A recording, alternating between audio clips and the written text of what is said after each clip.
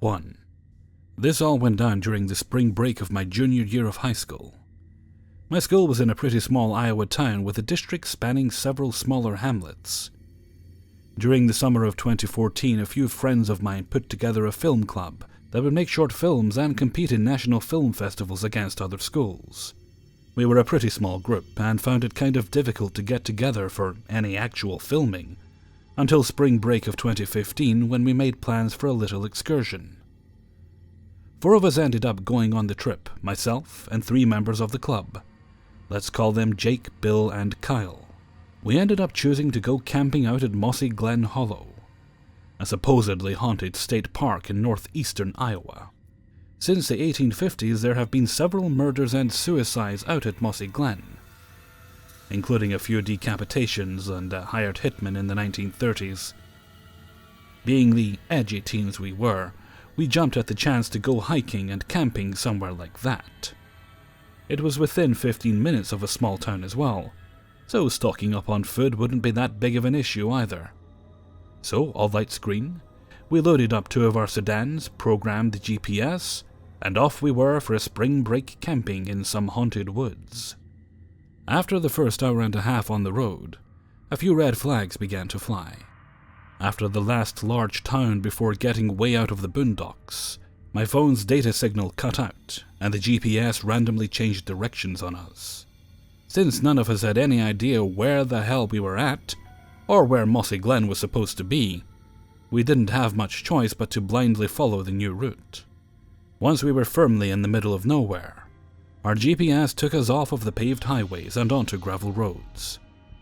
At this point, you typically would see the usual brown Iowa DNR signs, designating that you were near a park. But there were none. There weren't even any tree clumps to indicate that you were near some sort of forest. Red flag number 2. Another 10 minutes or so into the drive, and the gravel road soon turns to a dirt road. Then a low-maintenance road. Then a Class B minimum maintenance road. With Iowa's dedication to road preservation, this basically means that somebody probably came by and took a peek in the 90s, and then promptly forgot about its existence. As we came around the last hilly bend that the GPS shows on our route, we see a farmhouse with a large machine shed, with no lights or activity around either and no cars in the driveway. A bit weirded out that a house would be right next to a state park, we slow down and keep rolling. To our dismay, however, the road dissolves into a mess of washed tractor tire gouges from last fall's harvest. We stop the cars as far down as we can pass without getting hung up on a frozen rut, and unpack some of our equipment. The road gradually narrows, snakes down the middle of a field, and turns down into the small but very thick clump of woods at the bottom of a wide ravine. We get out and take a hike down the gradually steepening slope, and take in the scenery. At first, everything looks like a pretty damn cool set to film at. There are several limestone outcrops hanging off of the hillside, a footpath with some picturesque trees overhang, and even a few birds out that made an unseasonal return from wintering down south. We can all hear some water running, but can't identify a source from the trail. Looking off in any direction, all we could see was a seemingly endless sea of trees. At the bottom of the hill was a small pond in the middle of a grassy clearing with a fence. As we approached the fence, we noticed a sign, "Private property, keep out." Bill checks his watch and realizes that it is almost time for dinner, so we trek back to our vehicles and hook up the GPS. The nearest town was a little place called Edgewood that had several diners and a gas station to load up on supplies for the week. We brought some canned food, but not much beyond that. As we got to town, we realized that Edgewood was a lot smaller than we had expected. Less than 900 people, it would turn out. Everyone knows everyone in these small towns. So we got weird looks when 4 strangers rolled up with plates from the other side of the state. Kyle thought to ask the cashier and a few people at the gas station about Mossy Glen Hollow, and why the only route in was through some dude's field on a busted-out dirt road. To our surprise, nobody had even heard of a place called Mossy Glen, nor could they figure out why the hell 4 high schoolers suddenly rolled into town looking for the place. Red flag number 3. We shrug it off as just a few crazy locals and take off back down the dirt trail. As we round the corner back near the farmhouse, we notice that all lights are still off, and nobody seems to be home. I suggest that we leave some sort of note on the house door that we are going to be parking on the side of the road near their place, just to be safe. It is starting to get late in the day, and being this far out in the country, it wouldn't be unheard of to come face to face with a shotgun when the homeowners find our cars. Since the road is impassable from that point on anyway, parking there wouldn't realistically block anybody off of the road, and would still, technically, be on public land. We hike back down the wooded trail and start scouting for a place to set up camp for the night. Making sure to be on the public side of the fenced pond area, we discover that the sea of trees that we saw earlier was actually quite a bit thinner than we'd seen from below. In fact, the dirt path led to a decently sized clearing with a creek and small waterfall cutting through the limestone deposits. None of us could believe that we had missed such a thing a few hours earlier, when Bill comes to a realization. He disappears around the corner back into the trees and emerges at the top of the trail a few minutes later. Though we could plainly see him, the trees lined up just right so that he could not see anything beyond the rocks below the path ledge. Continuing further up the creek, we notice that there are conveniently placed rocks about the perfect distance apart to step without disturbing the water or surrounding rocks. One could walk almost silently up and down the creek, while the sound of the water masked the steps. Not thinking much of it, we take some pictures of the large moss-covered boulders all around, and get some pretty scenic shots. We find a place to make camp, and everything is going great, until we approach the waterfall. Just before the waterfall sat a clearing without any large boulders or rocks, and an odd arrangement of logs. One sat horizontal, supported at each end by 2 piles of rocks. In front sat a crude stone circle with a pile of burnt logs inside. A fire pit, with a bench. Though a bit surprised at first, we shrug it off as some weekend project that the people up at the house put together. After all, with such a cool place just a short walk from home, why not? I have a similar fire pit set up at home, so I'm not too concerned. "Hey, what the hell is this?" Kyle yells from a boulder a few yards ahead. On it sat a blaze orange beanie, a single gardening glove, an empty can of beer, and a stick of deodorant that had seen some serious wear. Looking closer at the beer can, we realize it must have been opened fairly recently. Foam is still fresh in the bottom of the can, and it still had a funny smell. Bewildered by what the hell we just found, Jake starts looking around the other side of the boulders upstream for the items. "Holy shit, there's a cave over here!" he shouts back to us. Later he told us that the cave was large enough to comfortably fit a person inside, and that more disturbingly, he saw some red fabric inside as well. Before he can get a good look around, Kyle calls the 3 of us back over to him with a sense of urgency. He speaks very quietly to us, and indicates that we shouldn't shout back. "Shampoo! Fucking shampoo!" he whispers, pointing urgently down at his feet. Sure enough, in the mud and leaves, there's a blue bottle of Suave shampoo right next to the creek. At this point, we're all adequately freaked the fuck out, and ready to call our little soiree quits. Bill remains pretty sure that this is just junk left behind by the people up at the house, after a weekend of a few too many bush lights. But things just didn't add up to me. There's one detail that I've been leaving out up to this point. The day before, this part of Iowa got some heavy rain, which contributed to the mud situation on the road and on the trail. With the combination of wind and rain, the items on the rocks would have shown some signs of being wet, if not displaced entirely. Also, the air was pretty cold, as it is every year around this time, not getting above the mid-40s for the whole week. Then everything starts to click for me. Whoever drank the beer and left the hat, glove, deodorant, and shampoo down there must have done so sometime this morning.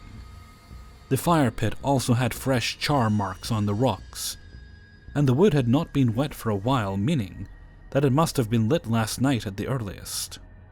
This small cave would have provided enough shelter from the rain to stay dry. With the freezing temps all throughout the day, whoever was using shampoo out here must have had little other choice to do so. If it was the homeowners, they would have had to be serious masochists to bathe in the shallow, freezing rocky creek rather than at home. If it wasn't them, then we likely weren't alone right now. Whoever left these things out left in a hurry, and if they were here 4 hours ago, they would have been able to see us on the cliff trail long before we even knew they were down here. Remembering the arrangement of rocks on this stream, they could have even been leaving their camp just as we were coming down the dirt trail. As I processed this, I started to look around at my surroundings and realize that the small area was bordered by the thick trees on the trail side, several sets of huge boulders on the pond side, and limestone cliffs everywhere else. Due to the tree, rock, and hill cover, you could light a fire in the pit at night, and nobody around would ever know. The illusion of being able to see up the dirt trail from the camp, but not down, played in reverse from the cliffs.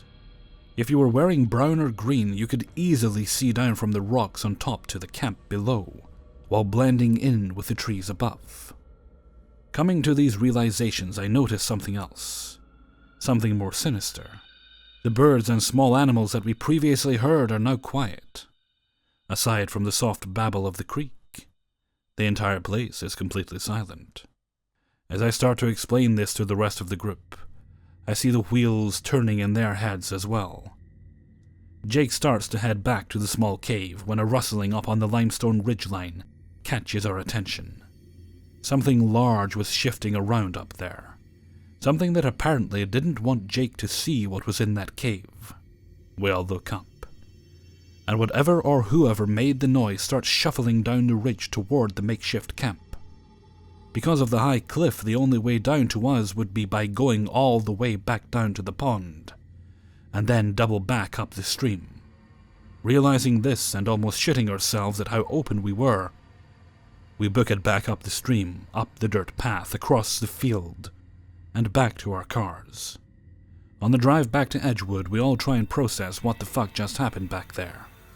I take a look at the satellite map, and the only really accessible way to the cliff where we heard the noise would be to walk up there from the pond. It was too craggy to approach from the adjacent field to the east. Whatever made that noise would have had to be large too, and a deer getting up there wouldn't necessarily be out of the question. It would have had some incredible timing to have started moving around just as Jake started looking at the cave, and whatever red fabric was inside. Kyle found a report of an escaped convict from a local prison a few weeks ago, and was convinced that it was his camp that we found, though we were all doubtful at best of this idea. To satisfy his concerns, we agreed to report the strange things we found to the police anonymously, since we all really wanted to get home at this point. None of us followed up on them though, and I doubt anything came out of it. A small, close-knit town police department gets a report of strange sightings from some stranger, the same day that 4 high schoolers roll up and park outside a farmer's house for a few hours, and then book it out doesn't exactly spell high-threat criminal activity, to me. Still, things just don't seem to add up. Whoever came running down that cliff, if indeed it was a who, wanted to keep whatever was inside that cave hidden, but not enough to actually fight 4 decently tall and able teenagers. We figured he just wanted to scare us off, since the noises seemed to stop once we reached the dirt path. I thought it odd that someone living out in the woods with something seemingly to hide would set up shop in a state park. That is, until I checked my GPS again. That little reroute that it took us on was an old entrance to the park that had been cut off by the purchase of the lake area sometime between the map records used for Google's navigation being updated and that day. The current entrance to the park is about 2 miles north of where the GPS sent us, thinking it found a faster route. The place we were at was still public land for sure, but not quite what we pictured. About a year later, Kyle returned with our friends Ginger and Nolan. What follows is his story. Our main goal in returning to Mossy Glen was to once again examine the area from before, to see if anything or anyone still remained from our first trip, as well as find and explore the cave system there. My first trip to the Hollow was actually many years ago when I was a little kid. I was hunting with my family, and we discovered a large cave mouth that led to a good 12-foot drop straight down, but towards the top of the rock almost formed a few natural steps. Note, this was not the much smaller cave we found at the camp on the first run. The cave system there has a personal connection to my family because of a passed down tale, which I admittedly don't know if is completely true, and if embellished, I have no idea how much. I will relate that here to explain why I wanted to explore this uncharted cave system so bad. My great-great-grandfather was a moonshiner during the Prohibition. He owned a junkyard near Strawberry Point, Iowa, but according to the family story, had his illegal distillery in a cave in Mossy Glen. His reputation for alcohol production became so high, he was good at his craft, that Al Capone would send a couple of his guys down from Chicago to pick up shipments. Some Chicago detectives noticed these regular trips to Iowa and went down to that area to investigate. Then they went missing. Rumor has it they were whacked and hidden in the Mossy Glen caves. As I said, I don't know how much of this is true, and my older relatives that are grandchildren of him are conveniently vague about it whenever I ask. There are actually a lot of stories about bodies being thrown into the Mossy Glen caves, so naturally I wanted to see what I could find. It is all uncharted too, so we had no idea what to expect. Ginger, Nolan, and I showed up with some bike helmets, rope, a hatchet on my belt, bottled water, and 2 bags of pretzels and peach rings. About as amateur and unsafe a caving expedition as you can get. We made our way down the path and into the thick of the woods. Things were just as quiet and dreary as before. Walking and walking. We came to the waterfall base. The small cave that we thought the guy from before was living out of is just barely big enough to sleep in, and actually would make a really nice cover. The bench and fire pit were gone. There was no evidence that anyone had ever been there, but it had been a year or so since that original trip, so I wasn't expecting there to be. No stacked rocks either. The waterfall was dried up, but the creek was still flowing. Upon further investigation, we found that the water was flowing out from the cave system, but it was too small a crack and filled with water so we couldn't get inside.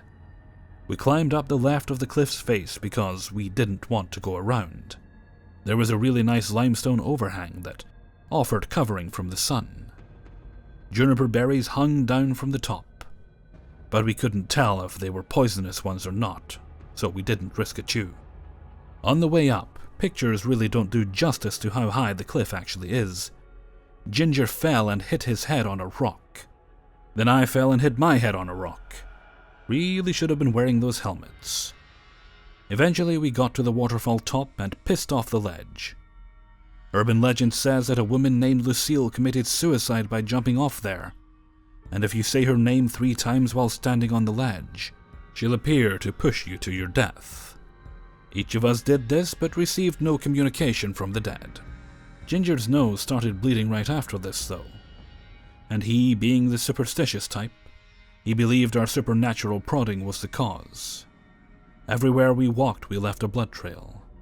We split up to cover more ground. I went off on my own and got a ways away when I saw movement on a hill far above me. Whatever it was dodged behind a tree, and I got a little scared until an antler-crowned buck came running out. It was the largest one I had ever seen. We spent the rest of the day looking everywhere for that damned cave. Lines of giant sinkholes gave us hope, but by evening we had found no entrance. Very disappointing. We left and went home. Not as scary or interesting as the first time, but hopefully works as a decent follow-up for any lingering questions. The house near the entrance still seemed vacant, and we never saw anyone, though their friendly Labrador accompanied us on our trip. 2. Memorial Day 2015. My boyfriend at the time and I got an invitation to meet up with some friends who were hanging out at a marina just outside of the city we lived in. The marina wasn't in the best neighborhood, but the friends we were meeting had hung out at this spot on the banks of the river a few times before to go camping and canoeing.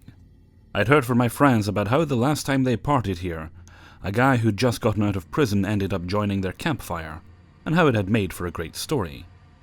They all laughed about it, and it became something of a group inside joke. Tyrone asking them to play Wonderwall on the guitar all night. At every party I'd hear about it. "Hey, remember that time at the marina? Tyrone?" Blah blah blah. Everyone would reminisce and cut up about how hilarious the night was.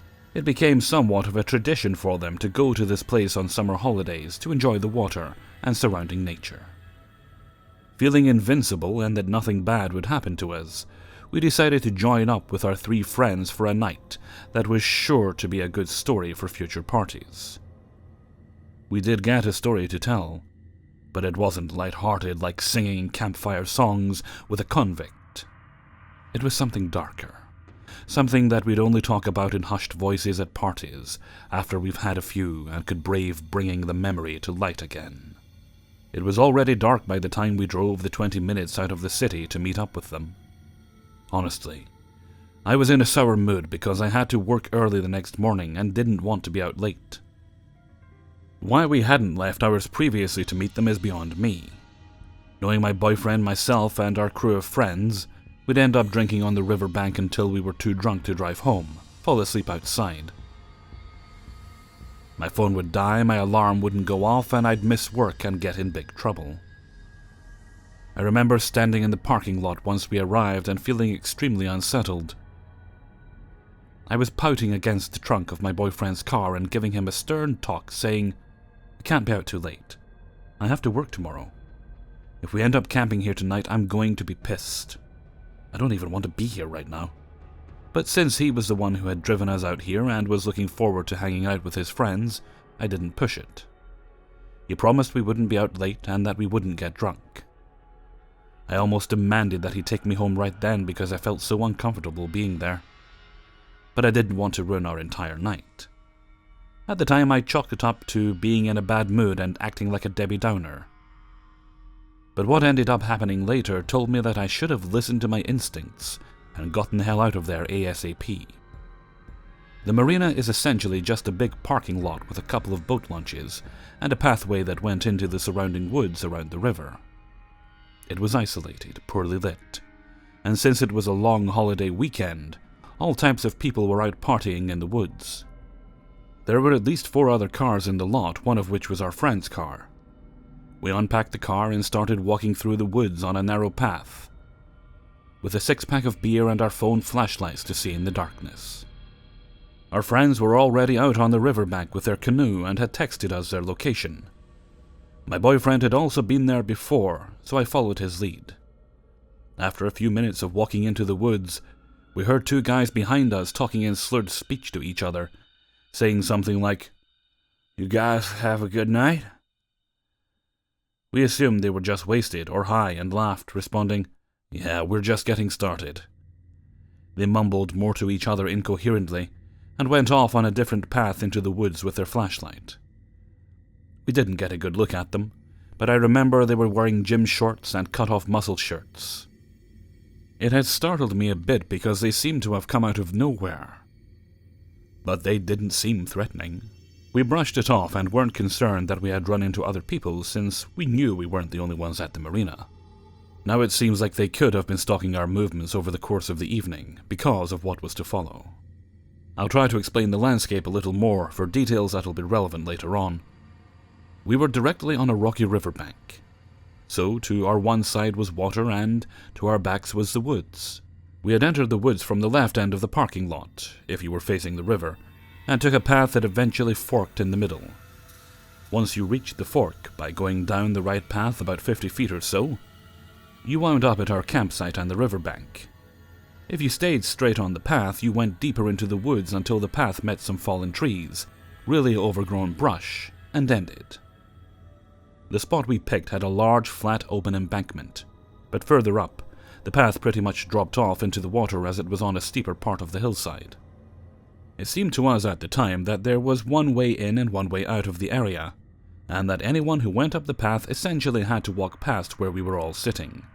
I'm sure there were other small paths around since the woods weren't super thick, but the one we took to the water was clearly walked on frequently and often. Finally, we reached our friends who have laid out a blanket and have already cracked open some beers. We'd all intended to row out to a nearby island with the canoe, but we noticed some people already set up camp at that spot, and could see their campfire from the shore. Oh well, we figured, this was just as good a spot as any to enjoy our evening, and weren't miffed about the change of plans. We started to relax, had a drink ourselves, smoked some cigarettes, then talked about starting a fire to keep warm in the cool evening. We gathered some firewood from nearby and explored the path a bit more, not running into any more people for the time being. After we started a fire and settled in for the night, I tried to cheer up, get out of my shitty mood, and enjoy the company of my friends. It was difficult, though. I found myself staring down the path and jumping at every little sound or twig cracking in the distance. The guys weren't paying much attention to the surroundings, and were talking loudly in their own world. At one point I distinctly remember my friend's girlfriend leaning over to me and saying, "Do you have a weird feeling about tonight? I just feel like something bad is going to happen." It freaked me out because I knew exactly what she was talking about. No matter how many beers I had or how much I tried to distract myself with light conversation, something about the night just felt off. It was like the air was full of electricity and danger. A few minutes later, a group of about 5 men aged 20 to 25 appeared out of the tall weeds and started walking towards our fire. I could see them squinting in our direction when one of them said, "Is this Joe's party?"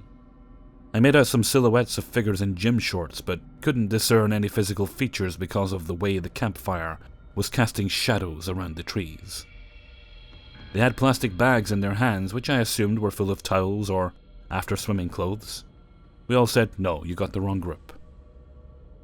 They apologized for bothering us, wished us a good evening, and started back the way they came.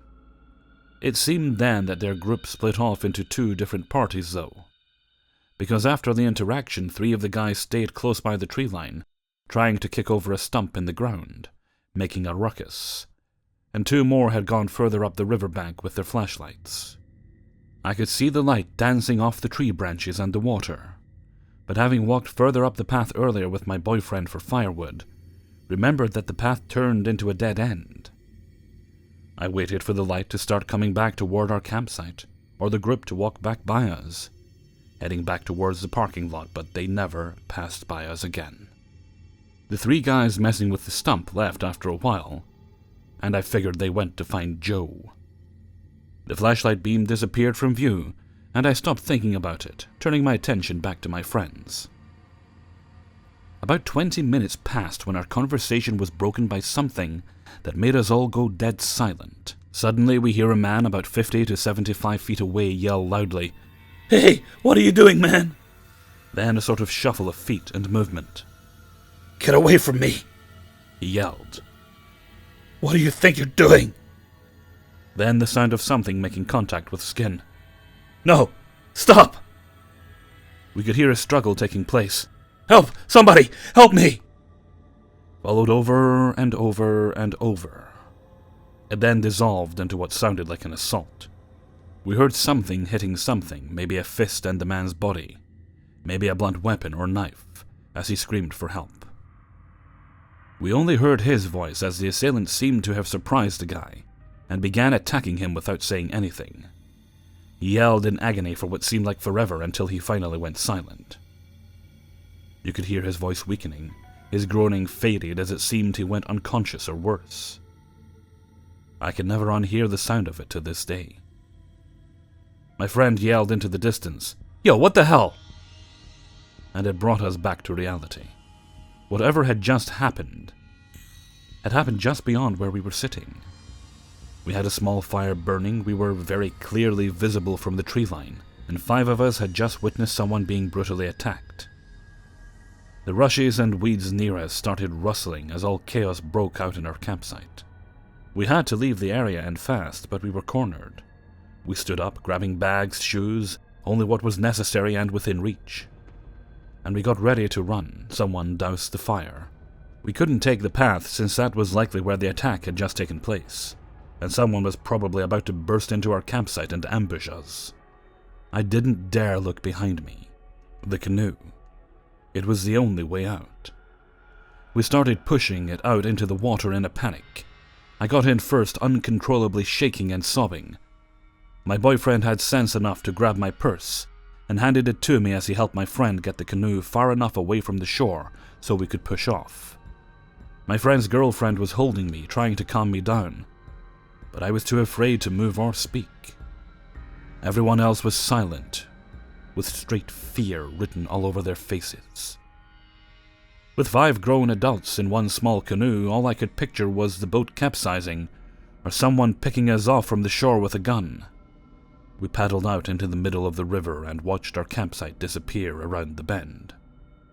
Once we felt out of threat of imminent danger, I called 911 from the boat and shakily told the police what we think had just happened.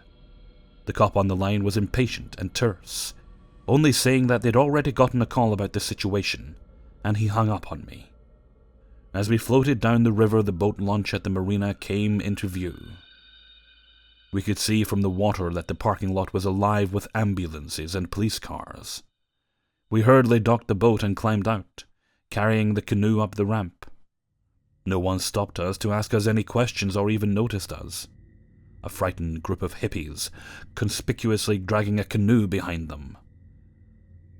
I saw some cops walking down the pathway that led to the river with flashlights, but they weren't moving with any sense of urgency. A couple guys were talking with officers at the ambulance with their shirts off, wearing gym shorts or swim trunks. But we couldn't tell if it was members of the group that walked by our campsite, claiming to be looking for Joe. But I assumed they had to be since the incident happened shortly after we all crossed paths. Strangely, no one appeared to be injured.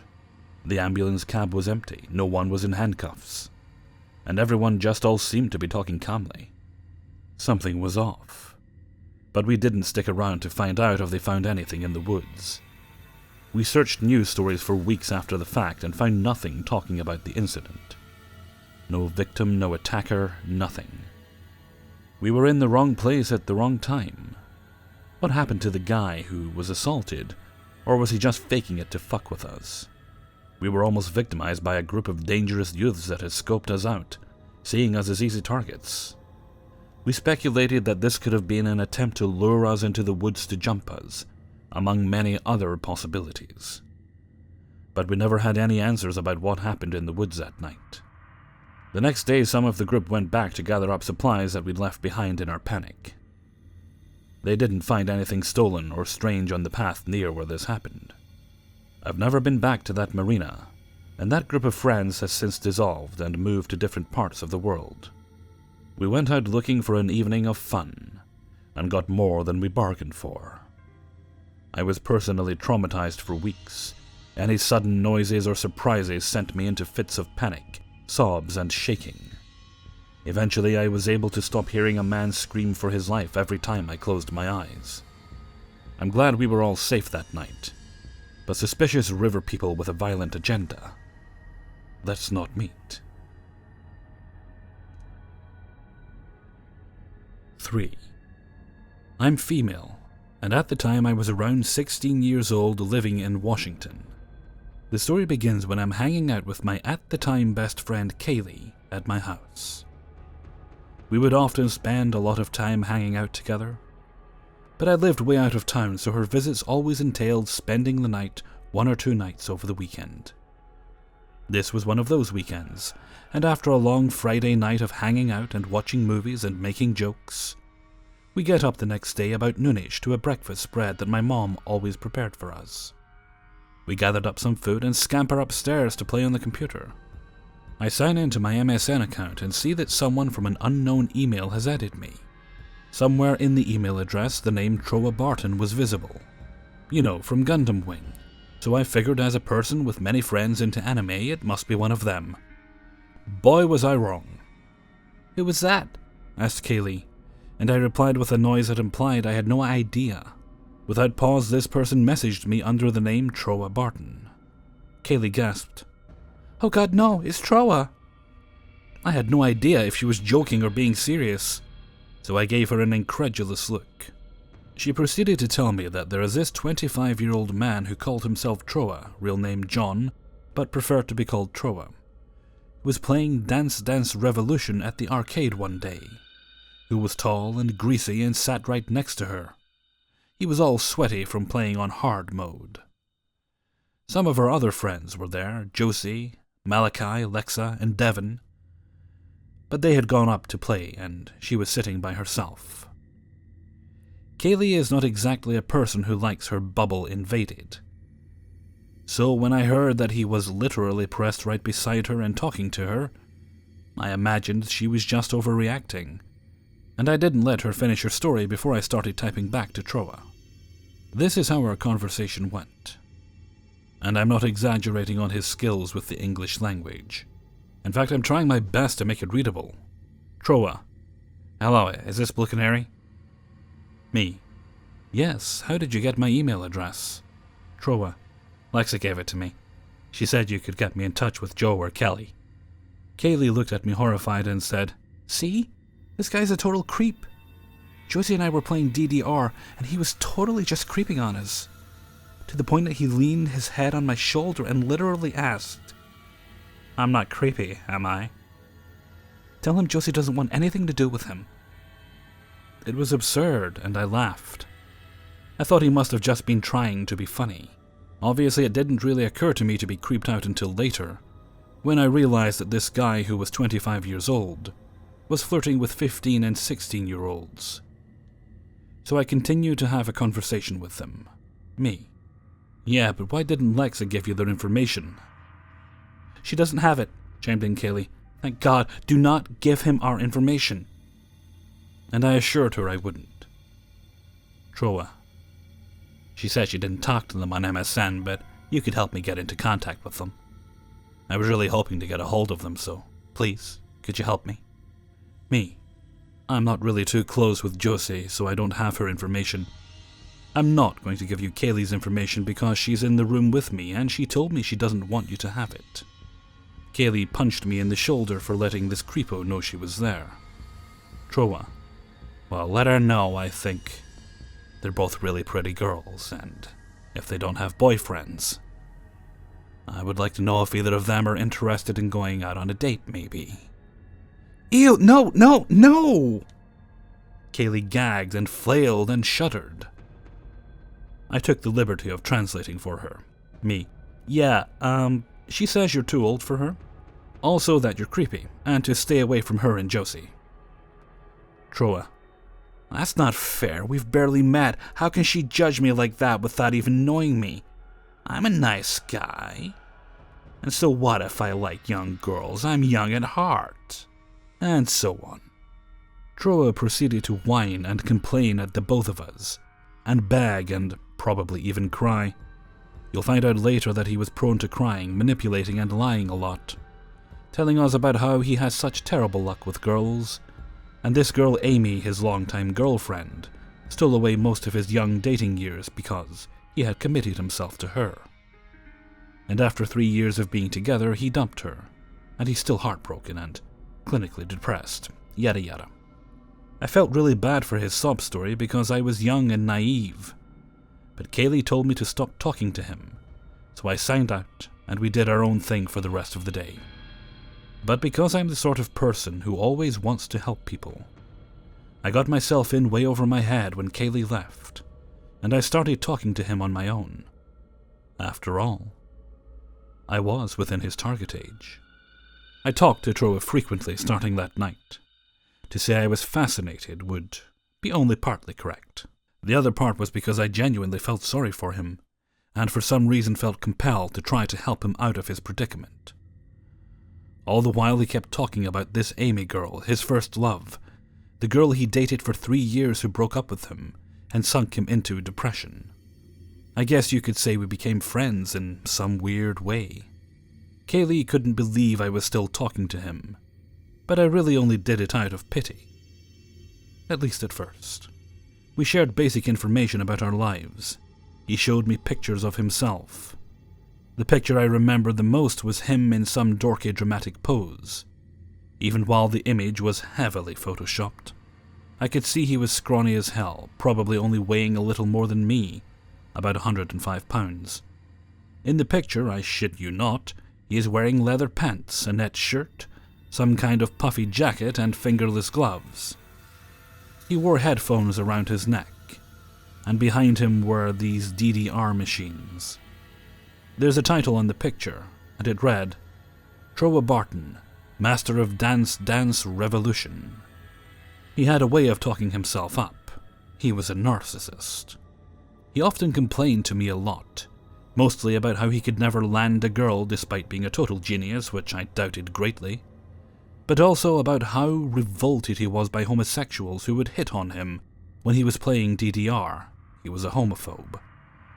I always warned him that he shouldn't be wearing skin-tight leather pants and net shirts to play arcade games. But he insisted that it couldn't possibly be his pairs of black and cherry red leather pants that attracted this kind of attention. Either way, it was ridiculous. He also begged for pictures of me when he found out we shared many interests, which I didn't really give to him. He begged me for my phone number after he got a cell phone, which I stupidly gave him. More on that later. He begged me to try to get Josie and Kaylee to talk to him, which I didn't do.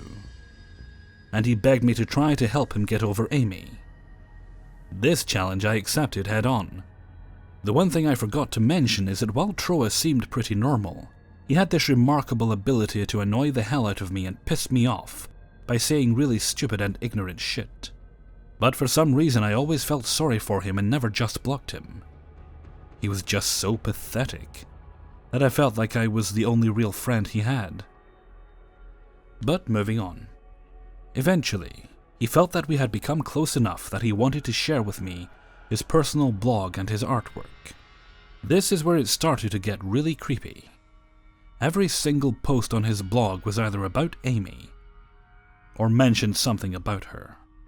Most of his art were crude pictures he had drawn in Photoshop of him being very intimate with a girl who I could only imagine was Amy. Through reading his blog, though, I learned that Amy and Troa had started dating in December 2001, starting with their first date at the release of Lord of the Rings: Fellowship of the Ring. I won't go into too graphic of detail for the sake of this poor girl Amy, but many of the posts discussed the intimate details of their relationship. He was still a virgin at 25, but he described in the unsexiest way humanly possible the things he would do to her in private and in public. Let's just say I knew the guy for a few months, and I doubt that is considered close enough to be given this type of graphic information, especially when I was still a fairly young teen. I read through it anyway, cringing and gagging, and found out that they broke up in March 2002, with a massive agony post that basically started off his spiraling into depression. But wait, December 2001 to March 2002. But he said they dated for 3 years. Of course, I immediately confronted him about all this stuff he just showed me, and he flat out lied to me even when the evidence was being handed to him. I asked him how the hell he could expand 3 months out into 3 years. But he called me a liar and we got into a huge argument. I yelled and demanded to know if he lied about this kind of shit all the time. It was clear just how obsessed he was with Amy. And he told me he had sent those pictures to Amy and she never replied. No shit, dude. No ex-girlfriend is going to want to see that kind of stuff. That's not appropriate, and it wasn't even appropriate to show to me. I come to find out that Amy had a restraining order against him, which also didn't come as a surprise to me after I learned all this stuff. I didn't really know what the heck I was going to do, but for some reason, I knuckled down and tried to help this weirdo get over this girl, who he still put all his effort into trying to contact. Now, I used to go to LAN parties regularly, and apparently Troa used to go to the same LAN parties with the same group. Only he did so before I joined up. When he found out I was going, we discussed him taking up going again and meeting me there. I felt I'd be relatively safe since I'd be around a good 30 friends and acquaintances.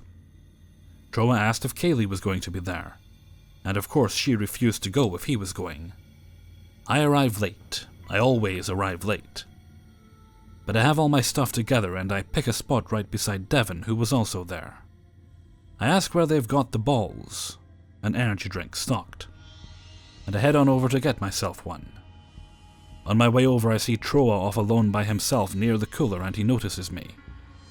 "Blue Canary?" he asks, his eyes bulging out of his head behind his glasses, and visibly shaking all over like a goddamn chihuahua. Yeah, I said, suddenly feeling really uneasy.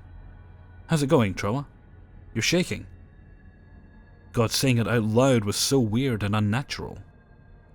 "Oh, I'm sorry," he said, suddenly really bashful and awkward, and shaking even more violently. "I just get really nervous around pretty girls. You're really beautiful." Again, his eyes were bulging out of his head as he looked me over. Alas, back then I was one of those nice girls who wouldn't tell a guy to buzz off or that I was uncomfortable. I was really polite and basically just took everything with a smile and a nod and a meek little, thanks. I went back over to Devon with 2 balls. One for me and one for him. And Troa followed me a little too close for comfort. He pulled up a chair directly beside me, right in my space, and watched over my shoulder as I browsed the web. Or watched me as I browsed the web and talked at me about his interests, which was really just anime and DDR and electronics. I honestly forget why, but Troy and I got up and walked over to a different area and started talking alone. He continued to shake uncontrollably, but all of a sudden, out of nowhere, he started to openly cry, like right next to me. I was horrified because I really didn't know how to comfort him, or even if I wanted to comfort him. I gave him a sort of half-hearted hug. Thinking about it now gives me the willies. And told him that his attachment to Amy was really tearing him up, and that while it obviously hurts to let her go, it needs to happen because Amy has moved the hell on, and he should too. Big fucking mistake. He calms down, we go eat some pizza. He was a horribly messy eater, my god.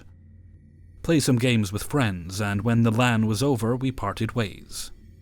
Then he started messaging me constantly, more constantly than usual, always telling me how I was beautiful, that if I wasn't dating my current, long-distance boyfriend from Canada, that he would like to date me, that he fantasized about me, that he thought my body was really sexy, that, you know, even though my boobs were small, they were just the perfect size for my body. We would get into a lot more fights because I told him that the way he was behaving made me uncomfortable, and he was creeping me out. He told me the size of his dick and about his masturbation habits. He shared with me that he played hentai games.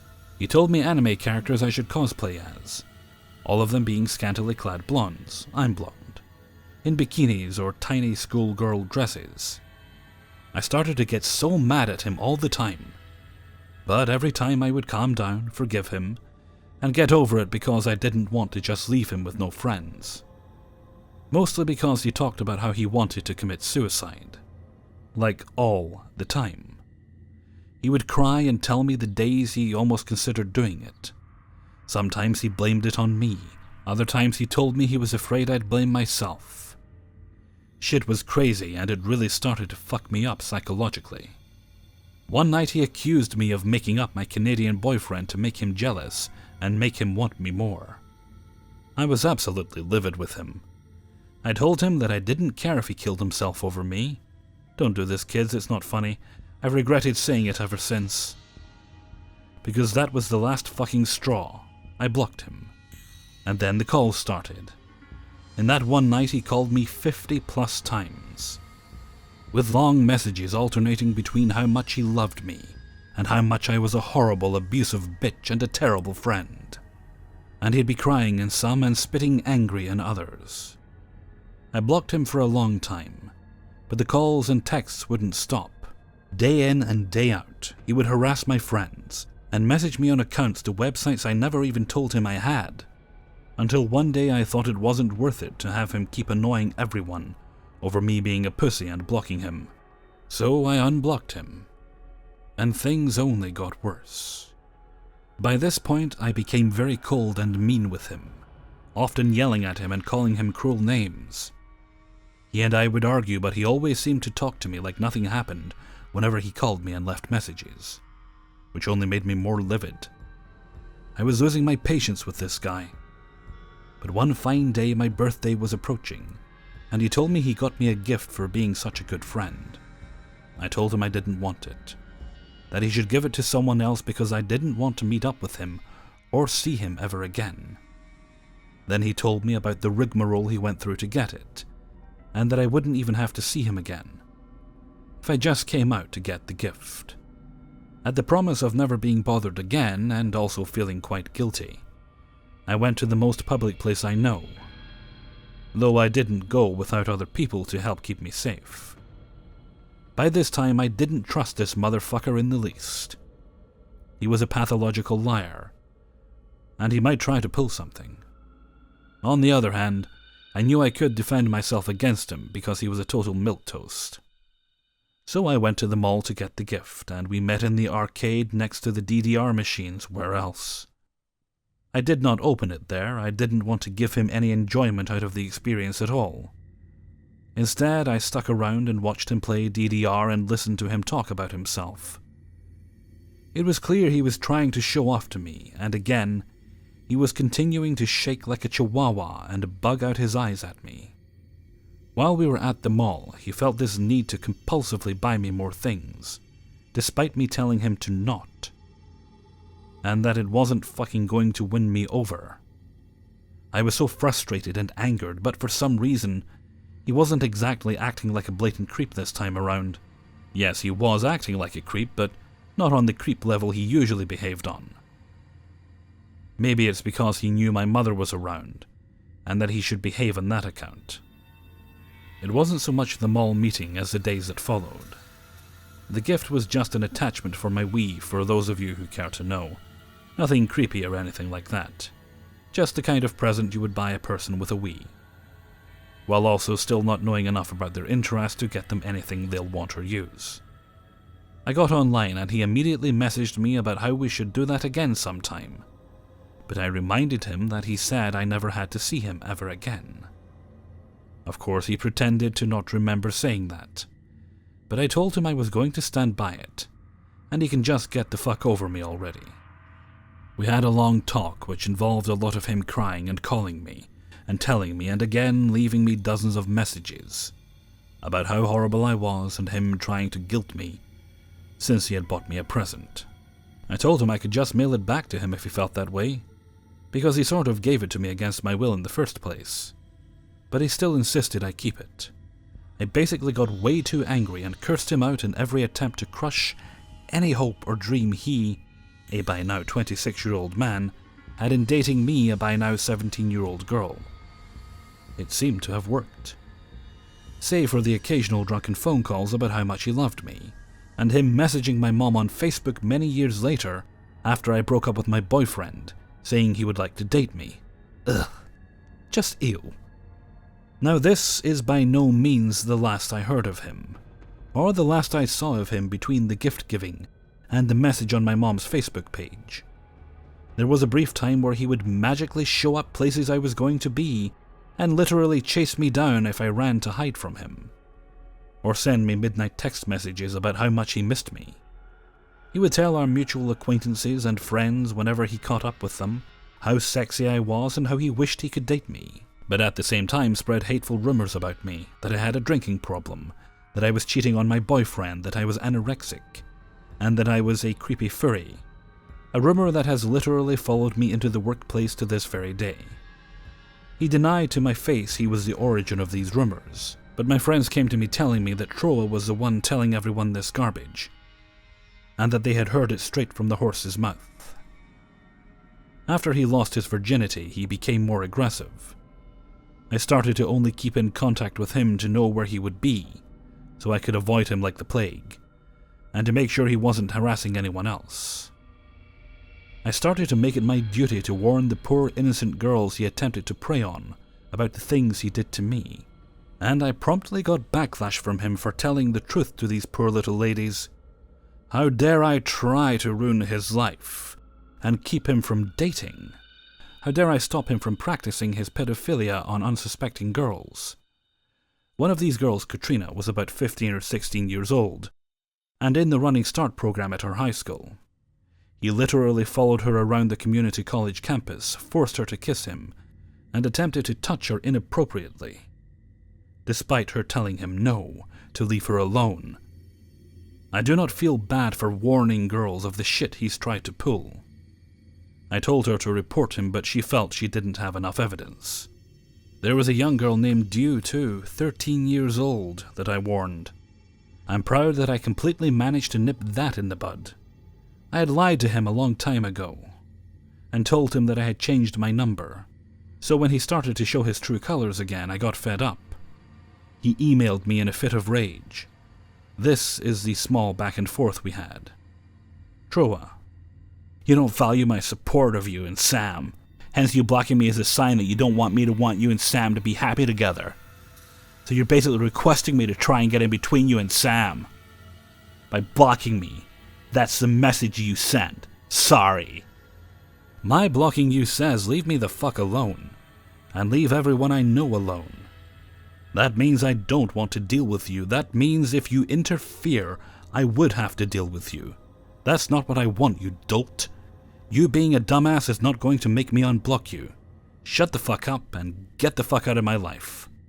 Troa. Fine, but before I do, there's a few things I have to say. You're anorexic and have an eating disorder. You're too thin. Your hair has no life to it. Josie back at Sakura-Con was hotter than you have ever been the entire time I have known you. Your relationship with Sam won't last, mainly because you bring too much drama to the table. You're too much work and not worth the effort. You have a hateful view on life that breeds conflict, and every time you fake sadness to make me sympathetic, it is like the fucking boy who cried wolf. I give no more than a year before Sam wises up to you and leaves you to find someone more worth his time. You don't deserve Sam. He is far too good for you. You say you love him, but I feel you're doing this for all the wrong reasons. Oh, and you're an alcoholic who will probably end up worse than Joe is in 4 years' time. The only reason you like things is because you know it breeds conflict. You're always picking fights. You missies are a bully.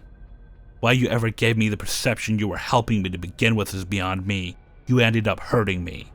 You never had a single intent to help me. You made empty promises that you never pulled through. I hope you grow up someday and realize the universe doesn't revolve around you. I'm done with you and you're a pain to deal with. You made me dependent on you. I'm glad you're gone. Me. I'm sorry you don't have faith. I'm sorry you want me to fail. I have never wanted you to fail, until I saw what kind of person you were. I tried to like you, but I couldn't bring myself to like someone so resentful and hateful. I don't like people who hate life. I think people who hate their lives without reason are genuinely stupid people who don't know how to live. If you're done making an ass of yourself just because I blocked you, maybe you'll have time to get over me. You lost, Troa, and you're such a loser. After that, we rarely spoke. I was beyond done. He continued to follow me around on different sites, but I just ignored him. Years later, he's living in Japan, and seems to have mellowed out a lot. I hope he has, for his sake and the rest of the world. For now, this is the end of my stalker story.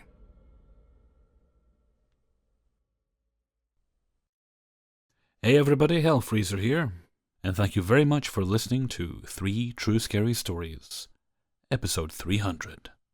And thank you very much to everybody who allowed me to use their stories in this video. Right, now onward to the Q&A. Trying to start for a little bit, but I went to get snacks before I started, and I got distracted because they were rather yummy. Sour watermelon gourmet sweets, apparently made in London, and they're in the shape of little kitty cats. Now, they say they are a vegan recipe, but does it count as animal cruelty if your gummy sweets are in the form of animals? In this case, a little kitty cat. Answers on a postcard, please. Okay. Enough farting around. Plenty of time for more of that later. Let's get on with the Q&A. Question first up. I swear I had this organised a minute ago. Oh, well, that's gone again. Freezer knows what he's doing, don't worry. There we go. Right, first up. Out of Cheetos. Oh, you poor bastard. Question for Q&A. Did you ever master the art of cold brewed coffee? I remember you talking about it a while back. Just so happens I did. I still have my little grinder. I've still got a big ass bag of coffee there that I haven't actually used in be almost a year since I bought it. I hope it's still okay. I mean, it probably will still be okay. I don't actually know if coffee beans go off. Although I'm going to have to replace the little pot I got for making it, because when I got sick last year, it had stuff in it, and not a lot got done in my house while I was sick. The absolute essentials, when I had no other choice, would get done.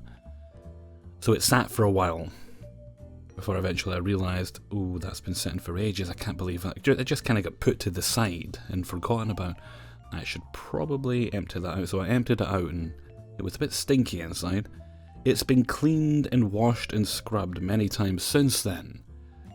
But there's always that little bit of doubt in my mind where I don't know if I want to risk using this in case there's something in it. So I may end up actually just chucking it. Again, it has been scrubbed and scrubbed. And I may just chuck it and get a new one. What I'm actually thinking of doing is getting two, because they come in different colours. I might get the black or the brown one, and another red one, which is what I've got. So I can make one for coffee and one for cold brew tea, because it's basically the same technique. With the coffee, you grind your beans, and then you put it into the little filter, fill it with water, and then you just leave it in the refrigerator for 12 hours to a day, depending on how strong you like it. And with the tea, it's a similar idea. You just get some loose leaf tea, you put that in there. It might work with tea bags, I'm not actually sure, I've never thought of trying it. But you put your loose leaf tea in the filter as well, and leave it for 12 to 24 hours, depending on how strong you like it. I did discover that I was in search of my favourite coffee. Is actually, it's a little thing I get from one of the local supermarkets.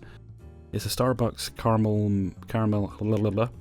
Starbucks caramel macchiato, and I have no idea how much it would be to buy the one out of Starbucks. We don't have one locally, but you got those little mass-produced pots, come with a little straw that I quite like. So I was kind of in search of being able to make a home version of that. I discovered the thing that actually gets it closest, because I've tried adding like little flavourings and things to it, but what gets it closest, shockingly, is just a little bit of condensed milk. Condensed milk, cold brew coffee, and the good thing about cold brew coffee, and I'm really yammering on for a while about that, aren't I? I'll shut up in a moment. The good thing about that is it's actually lower in acidity, but it still gives you that nice caffeine kick.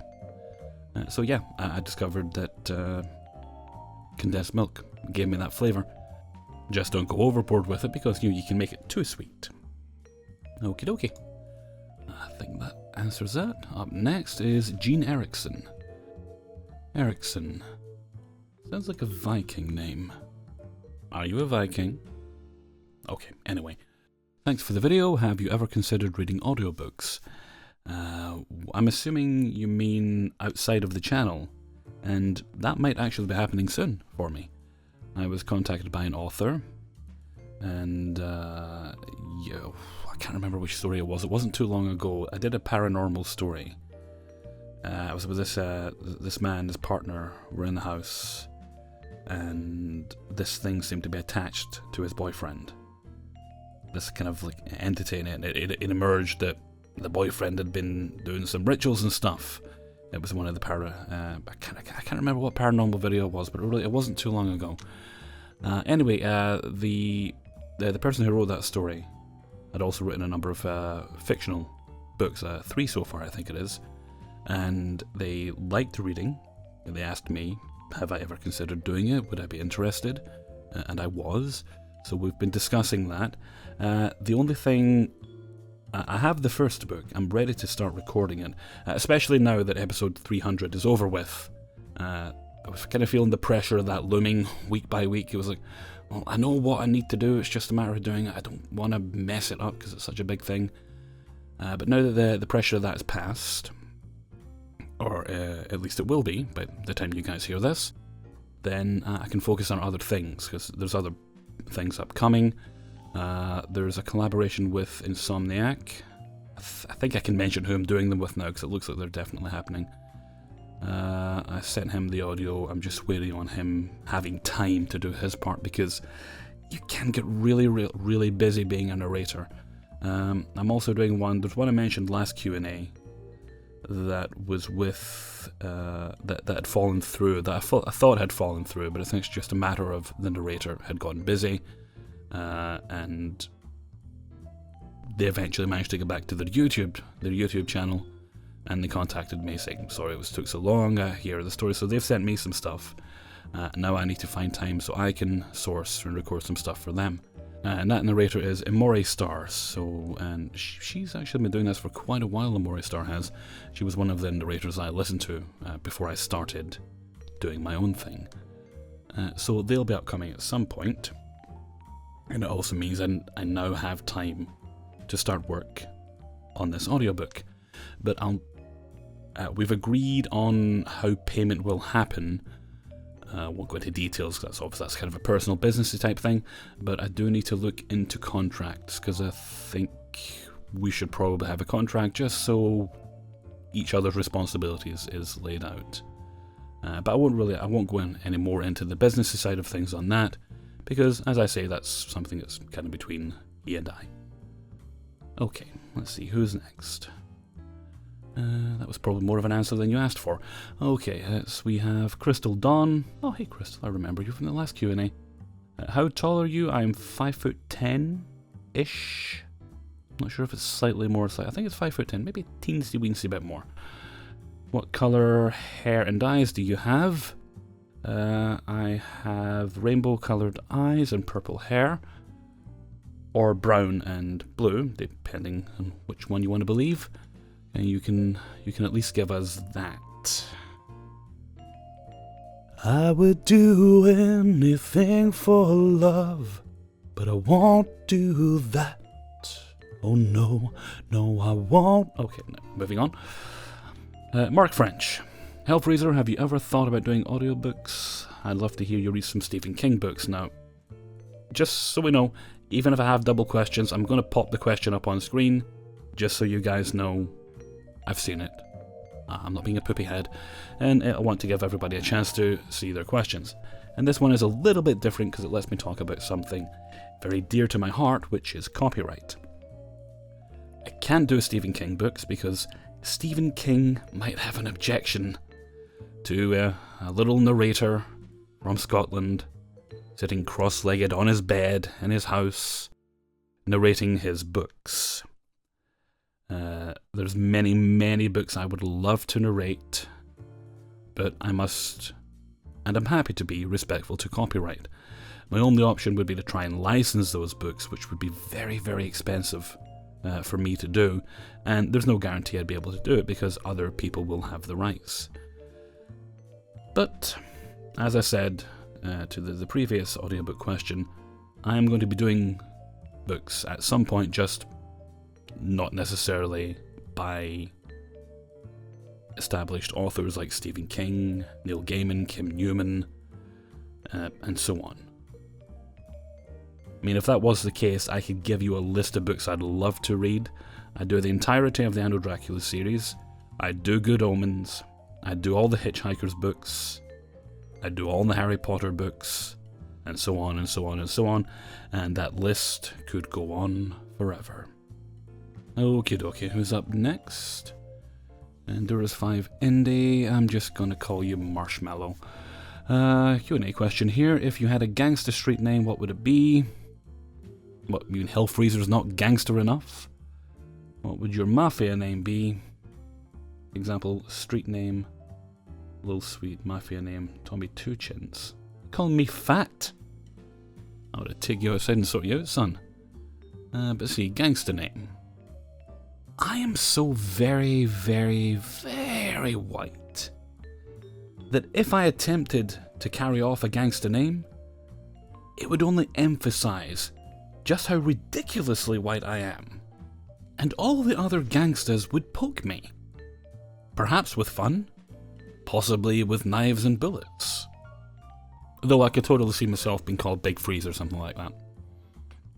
Sorry, I'm eating more sweets again. I put it in my mouth before I resumed recording, and here we are. Okay, all better.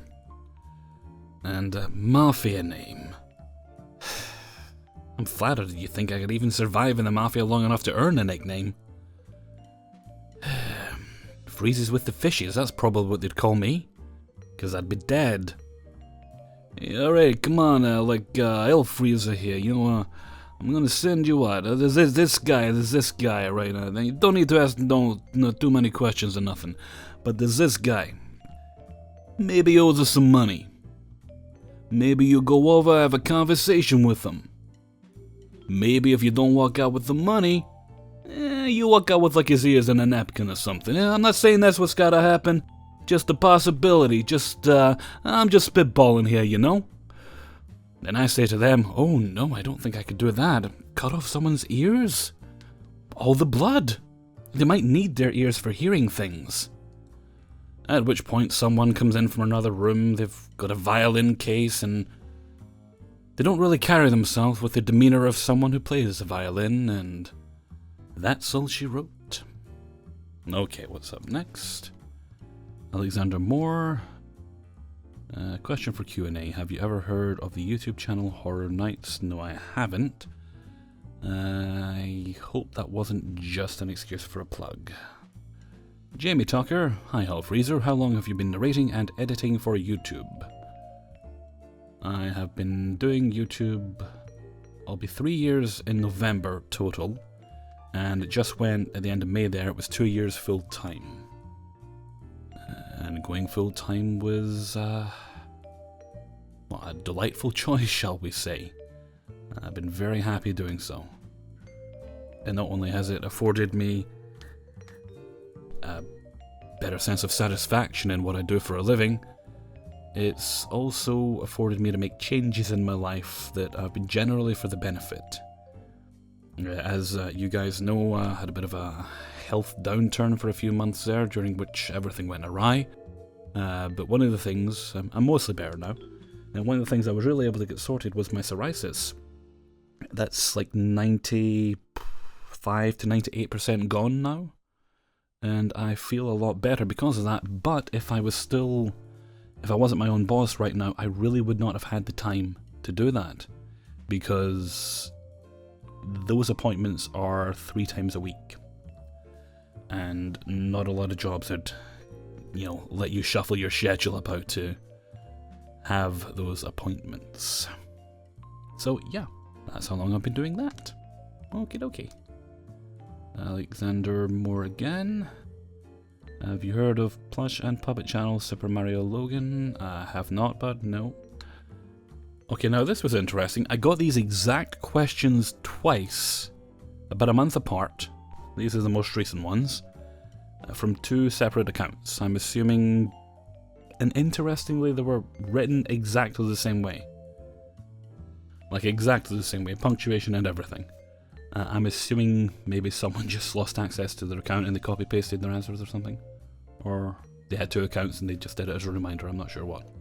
But anyway, Ziphoid X. Hi Hellfreezer, questions for your Q&A. Number 1. Color of your eyes and hair, I believe we covered that one. How old are you? 36, 37 in September. Really? Really? No. Number 4. How would you describe your personality? In progress. Number 5, do you have any hobbies?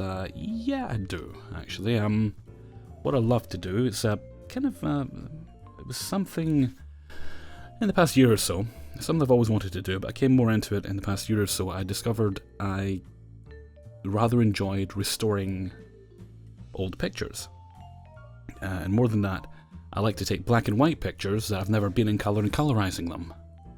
I'm considering putting once I develop my skills a little bit, maybe starting a little sideline, a little business with that at some point. It's not a business yet. I mostly do the work for free. What I do is I go onto Reddit, the various photo-themed subreddits on there, where people will post images in various states of disrepair, or they want sometimes they want silly edits. I generally go for the ones that need repairing or colorizing, and I restore them. What I'm actually thinking of doing in that regard was, again, it's just an idea I'm floating, I might not manifest, but it would be, I think it'd be a good idea, is if I thought there'd be enough people who would come onto like a live stream that I could chat with, I could probably do like a productivity type of thing where you can watch as I work on these pictures, and I can have the chat up as well, and I can talk to you as I'm working away.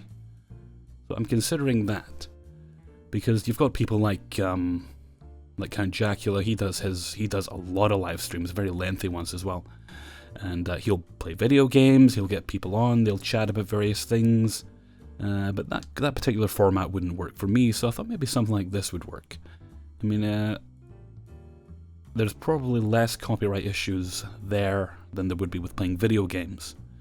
And I think maybe it would be okay if I did it live, and if I was going to publish it on the channel afterwards, I could get the approval of the people whose images I used. Or something like that, or anyway. Just an idea worth thinking about. Also, I've recently-ish, a couple of months back, I bought an HTC Vive, and I've really gotten into that. I've been playing a game called Arizona Sunshine, and even though I completed it, I keep dipping back into it, saying, right, okay, that's enough, I've played through that, don't need to keep going back into that. But I keep doing it, because there aren't a massive amount of like full VR games out there. And even though this is a super long one, it is still like start to finish. There's a little bit of a story. Basically, you're just making your way across part of Arizona, taking out zombies as you go, making sure you're supplied with ammunition, and you eat a lot of burgers as well. And you have to get to a place where you have to find other people, is what you've got to do. Because as far as you're concerned, you might be the last living human being. So that's a lot of fun. Also waiting on I've got a few other games as well, but that's the one that seems to have been the most immersive. And I'm waiting on the Steam sale starting, which I think it's the 21st it starts. Well, they do sales every week, but this is like the big sale. I think this is a summer sale, and then there's usually a winter one as well. So I'm waiting on that, then I'm going to check the games I've got on my watch list, and cross my fingers there'll be a number of those on sale, because I do enjoy playing virtual reality, but I'm also a cheap bugger. I'd rather pay as little as possible. Okay. Do I have other hobbies? Well, you just know that there's cooking. I haven't baked anything for a while, but I do enjoy baking. And yeah, I think that's about it, really. How did you discover your talent for reading stories? I just enjoyed reading. I enjoy doing voices, mostly for my own amusement. And when I eventually figured, I think I'll have a go at that, and I'll see what other people think. I'm having fun doing it. I wonder if other people would like to listen to it. And that's how that came about. Turned out other people did want to listen to it. Favourite book, movie, and food? I'll take the food one, because I think the book and movie might come up later. If they don't, I'll mention them. Favourite food is probably king prawn curry. The kind you get from a Chinese takeaway. But I don't have it too often, because it's very fattening and unhealthy for you. It's so yummy. Okay, up next, Jeannie Foster. If you had to pick your favourite type of video, which one would it be? Probably the funnier ones. I can do more voices and things in there. And they might not get quite as many views as the other videos, but they're just a lot more enjoyable to doing, because you find yourself having to take little breaks while recording to have a bit of a chuckle to yourself, and you pull yourself together and get on with it. So yeah, that's generally my favourite type of thing to do. Okay, Coco Joe, great entertainment as usual. Oh, Coco, thank you. But what started you doing these kind of videos? I've covered this before. I'll just give you the short answer here though. Sheer boredom. I was listening to other people doing it out of boredom. I was enjoying what they were doing, and the idea of wanting to do it myself started to creep up on me. You should do that. You've already got the name Hellfreezer. Go on, give it a go. Then there was that was the little devil on my shoulder that was saying that. Then the angel was like, no, you shouldn't do it. I mean, what if you fail? It would be very embarrassing. Fortunately, my devil beat the crap out of the angel, and here we are. And there was 5. End a Q&A question. Hellfreezer, I gotta know, is it true? All of it. Is it true? I can't sleep until I know. So sleepy. Well, this was a while ago this one was posted. It says 3 hours ago, but I capped it a while ago. It's probably died of sleep deprivation by now. Ah, well, moving on. Alrighty, next up. Juana or Joanna Legrand.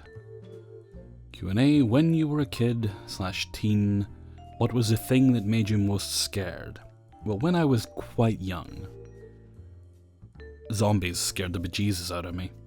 It was the only kind of scary monster that actually could scare me in any great level. I think it's because in my head I knew all the other ones were just, they were makeup, there were things that had been built. But zombies were people. They were people-shaped.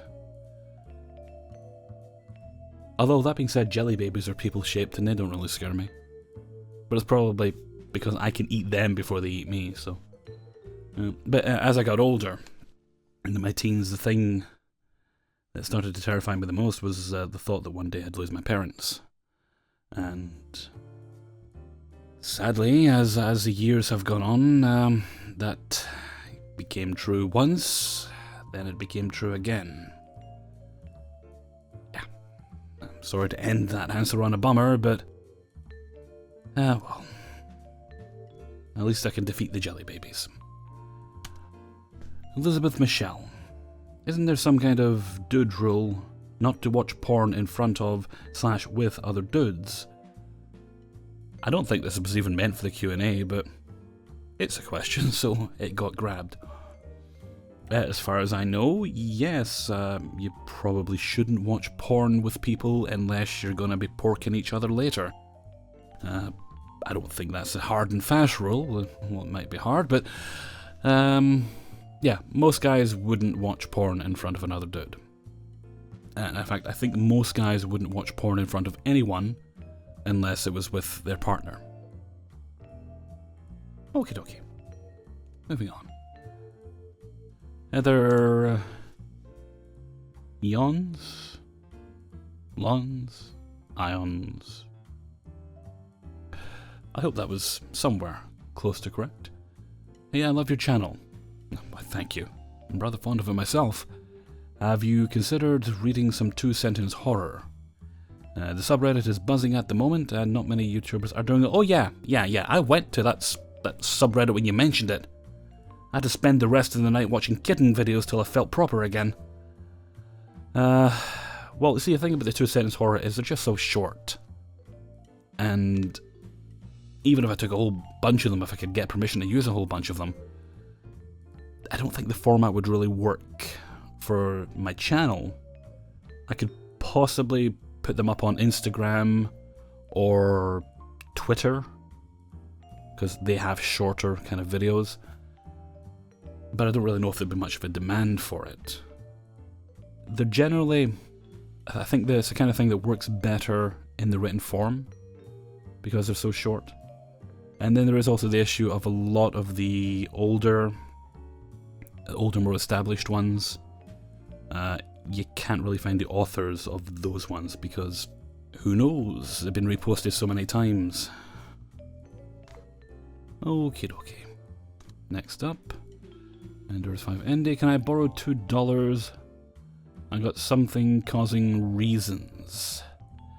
Son, if you think $2 is going to help cure your VD, you've got another thing coming. And if I give you the $2, am I ever going to see it back? No, I don't think so. So, how about we both just avoid the awkwardness, keep our dignity, and I keep my $2, and you keep your VD. Jamie Tucker. Great video, really enjoyed today. How often do you upgrade computer and recording studio, etc.?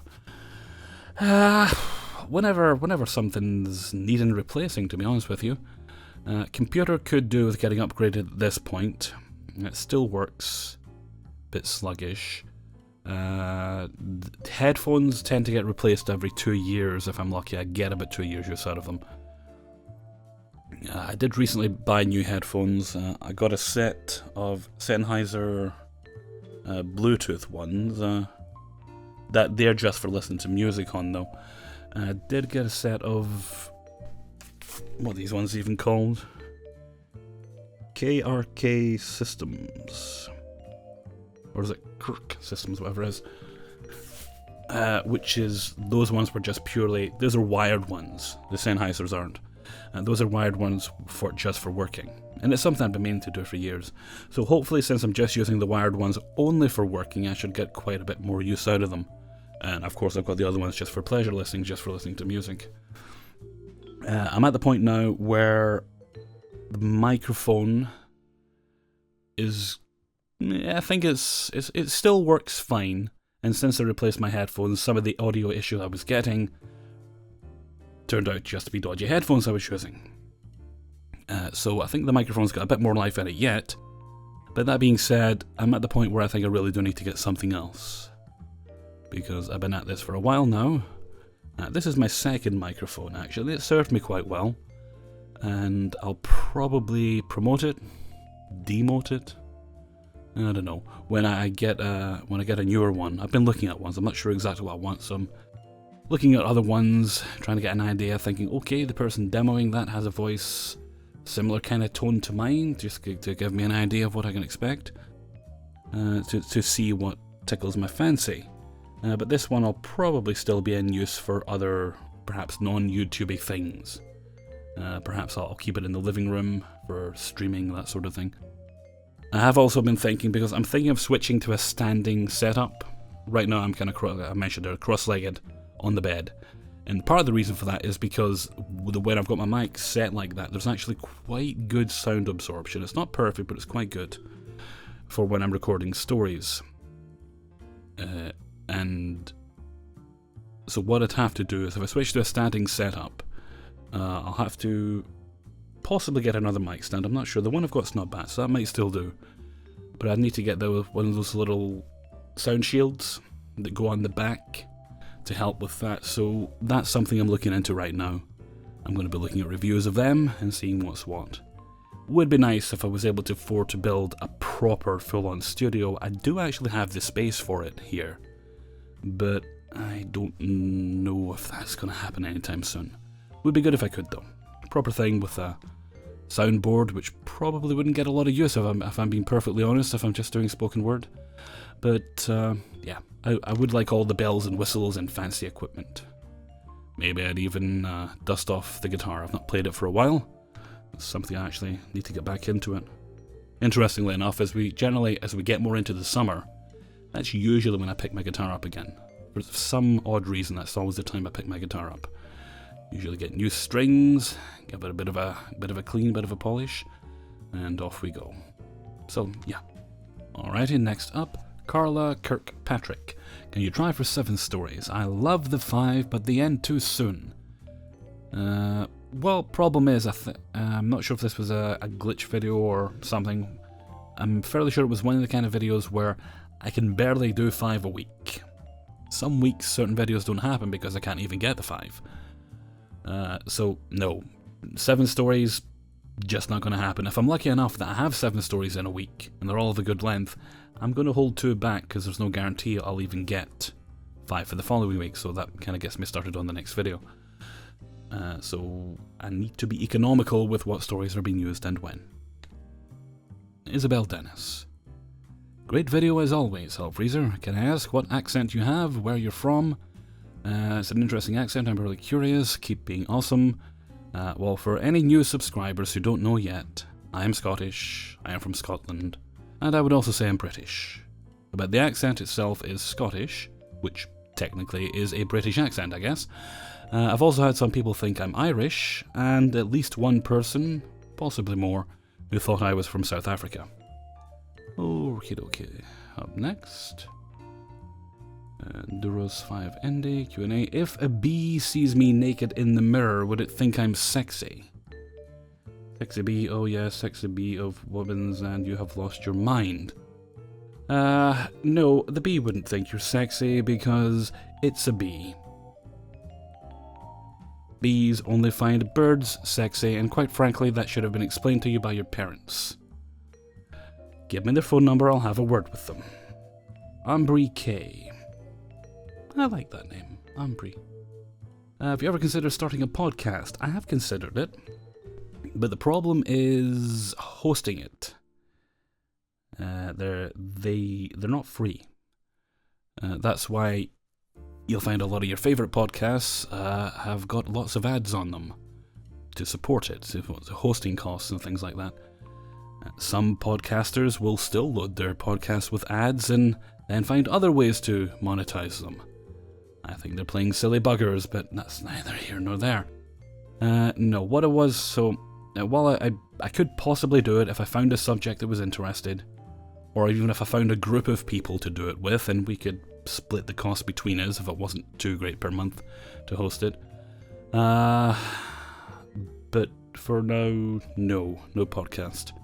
What I might do, and again, people have to tell me they want it, I'm not going to go to the effort of doing it if people don't want it, is I'd be willing to upload, for my Patreon supporters, I'd be willing to upload audio-only versions of the videos, which you could download in MP3 format with a handy, charming, sexy little Hellfreezer artwork on it, and all the appropriate metadata, and you could pop on your phones or whatever devices if that would be more convenient. But you Patreon people, you have to let me know if you want that or not.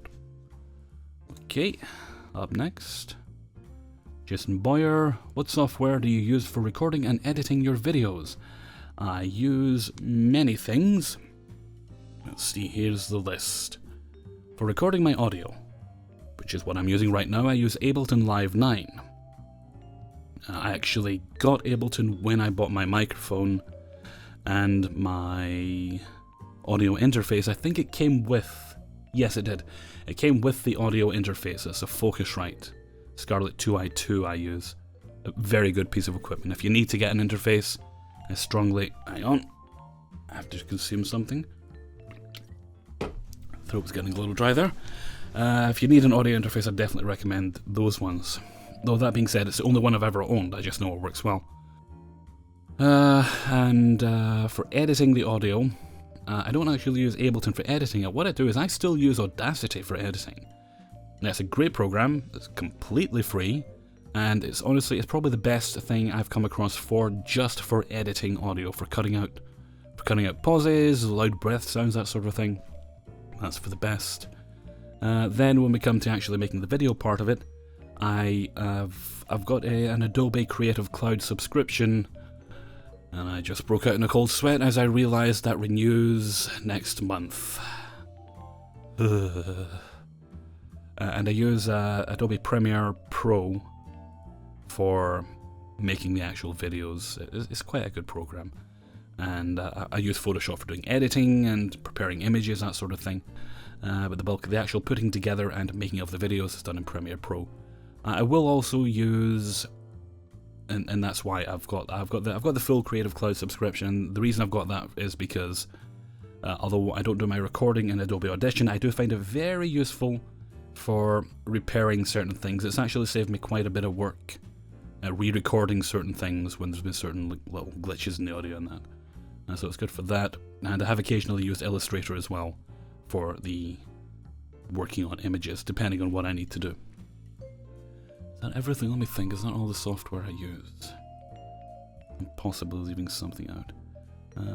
Oh yeah, I do occasionally use Photoscape as well. Most of my image work is done in Photoshop, but I do use another free program called Photoscape.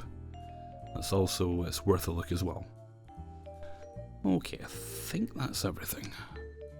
Narelle FQ, if you were a superhero, who would you be? If I was a superhero, I would be stays at home and doesn't get involved man. I would be, please don't sue me for saving your life, man. I would be, let's avoid property damage, man. But if we're picking existing heroes, well, let's see. Well, Batman is my favourite, but I don't know if I'd want to be him. He's a bit of a grumpy Gus. I love him, but he's a bit of a grumpy Gus. I don't know if I'd want to be him in real life. Someone more fun. I think probably someone from more around the time of the Golden Age, so maybe Jay Garrick, aka The Flash, the original Flash, the definite article, and possibly Alan Scott, who was the original Green Lantern. And actually, to be honest, the only Green Lantern I actually like that much. I'm not a major fan. I don't hate the idea, but I'm not really a major fan of the other ones. Although I will say, Blackest Night was one of the most enjoyable comic book series I've read, comic book events I've read in recent years, and that was heavily based around the Green Lantern mythology. And if I was going to pick a female character, probably Jenny Sparks. Even though she is a bit of a smoker, that would have to stop if I was suddenly Jenny Sparks. She's basically the spirit of the century. She's got a rather interesting ability in that she's kind of immortal, but she dies at the end of each century. Or rather, she dies at the collective understanding of the end of each century, not the actual end. There's about a year of a difference. And is then reborn as the spirit of the new age. So her abilities change with each incarnation. And depending on what version you read, some versions can remember the previous lives, others can't. But yeah, those would be the three I'd definitely consider. Although I'd probably lean towards Jay because he's got that cool helmet. Okay, who's up next? Julie Abraham. I have a question for you. Do any of the stories you have read leave you feeling scared or unsettled? Well after you've read them and posted them. Once. And this is probably going to make you chuckle. No, I'm setting it up too much. But I was recording Black Eyed Kids stories one night. I know what you're thinking, but Hellfreezer, you've never done a Black Eyed Kids video. And you're right, I haven't, because it fell through. But I was recording these stories for another channel who will remain nameless, and I'd done one story, took a little bit of a break. Okay, I'll take 5-10 minutes, rest my voice in between stories, then I'll do the next one. And all of a sudden in the distance I hear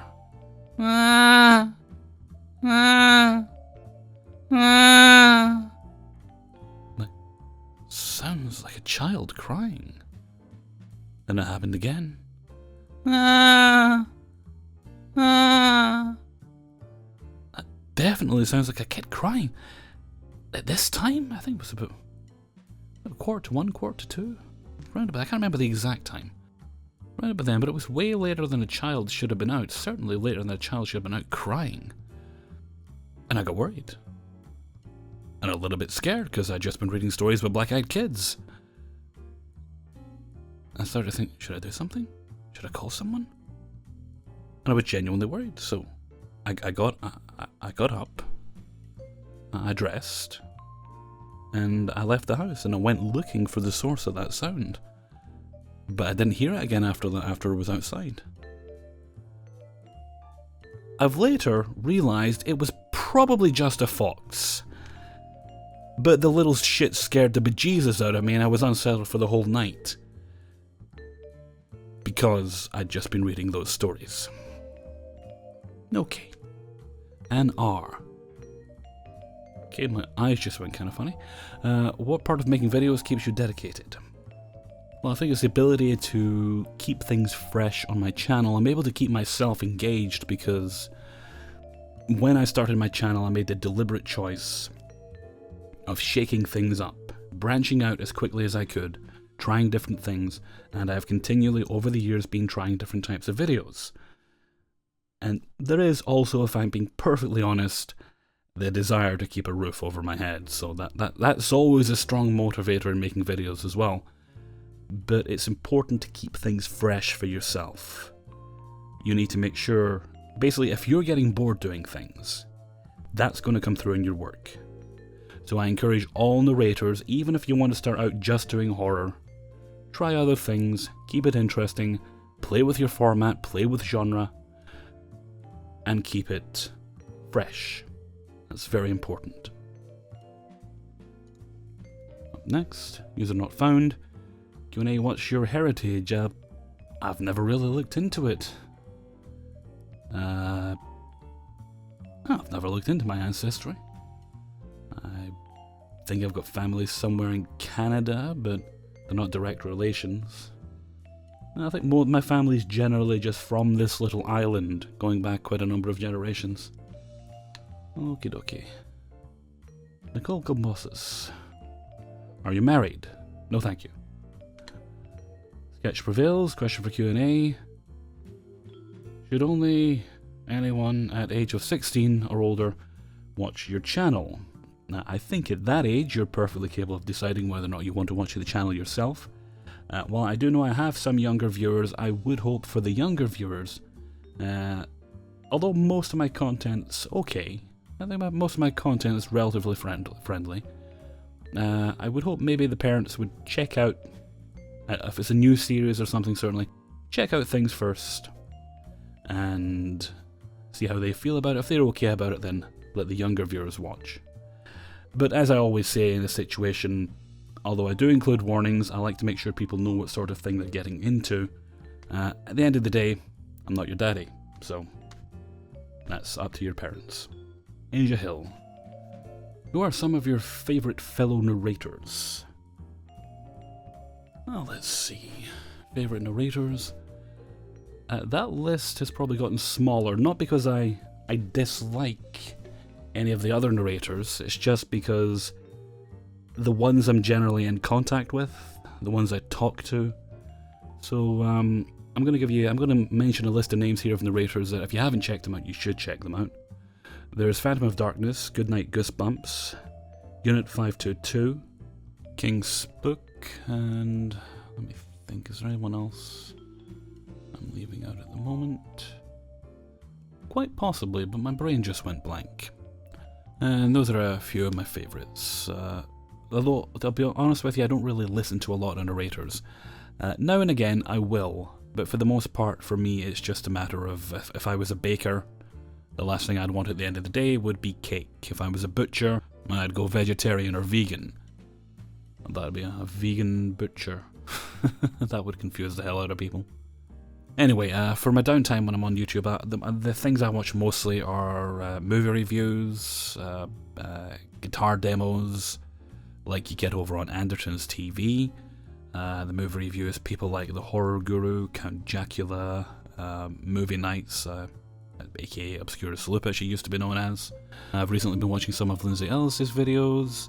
I also discovered Scotchbox. It's a channel run by a guy whose name is Alex, and he talks like this. Very charming and British, but also as sarcastic as fuck. He does these excellent gaming videos is what he does. I'm not a massive gamer, or rather fan of watching other people play games, but when the person's interesting, I do like that sort of thing. And he does these rather delightful Star Trek Bridge crew videos. Not just those, but that's one of the things he puts up on his channel. And they're always hilarious. Especially when there's kind of like I'd almost say a core group of people, or people he's done quite a few of these kind of playthroughs with. And they're quite funny. Especially because they're all frequently drunk, shall we say, when they do them. Okay, next question, also by Asia Hill, face reveal. I can see your face right there, so you don't have to do a special reveal. Do you have kids or want any in the future? Just like with the lady who wanted me to marry her, no thank you. Double no thank you. Not for me. Let other people have and raise the children. I would rather have some cookies. Okay, next up. Jamie Tucker. I would like to know how you came about reading stories and uploading videos. I think I may have already covered that earlier, didn't I? Basically just, I'd heard other people doing it, wanted to give it a go. I've probably went into it in other more detail on other Q&As. But essentially, just give it a go, and that's something I encourage you all to do. Whatever it is you want to do, if there's something you're interested in, what's holding you back? Is it embarrassment? That people might laugh at you? So what? That really is their problem. Try it. Get out there. Share it with the world. So what if people laugh? Worst case scenario, you brighten somebody's day. Okay, next up.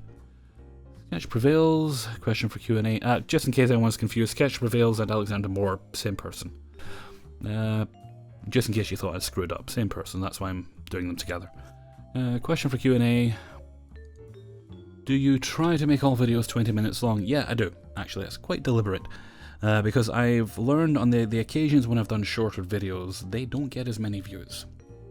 And the reason for that is, a lot of YouTubers will tell you, long videos don't do as well. And for what they do, that might be correct. But that's not an absolute rule for everybody.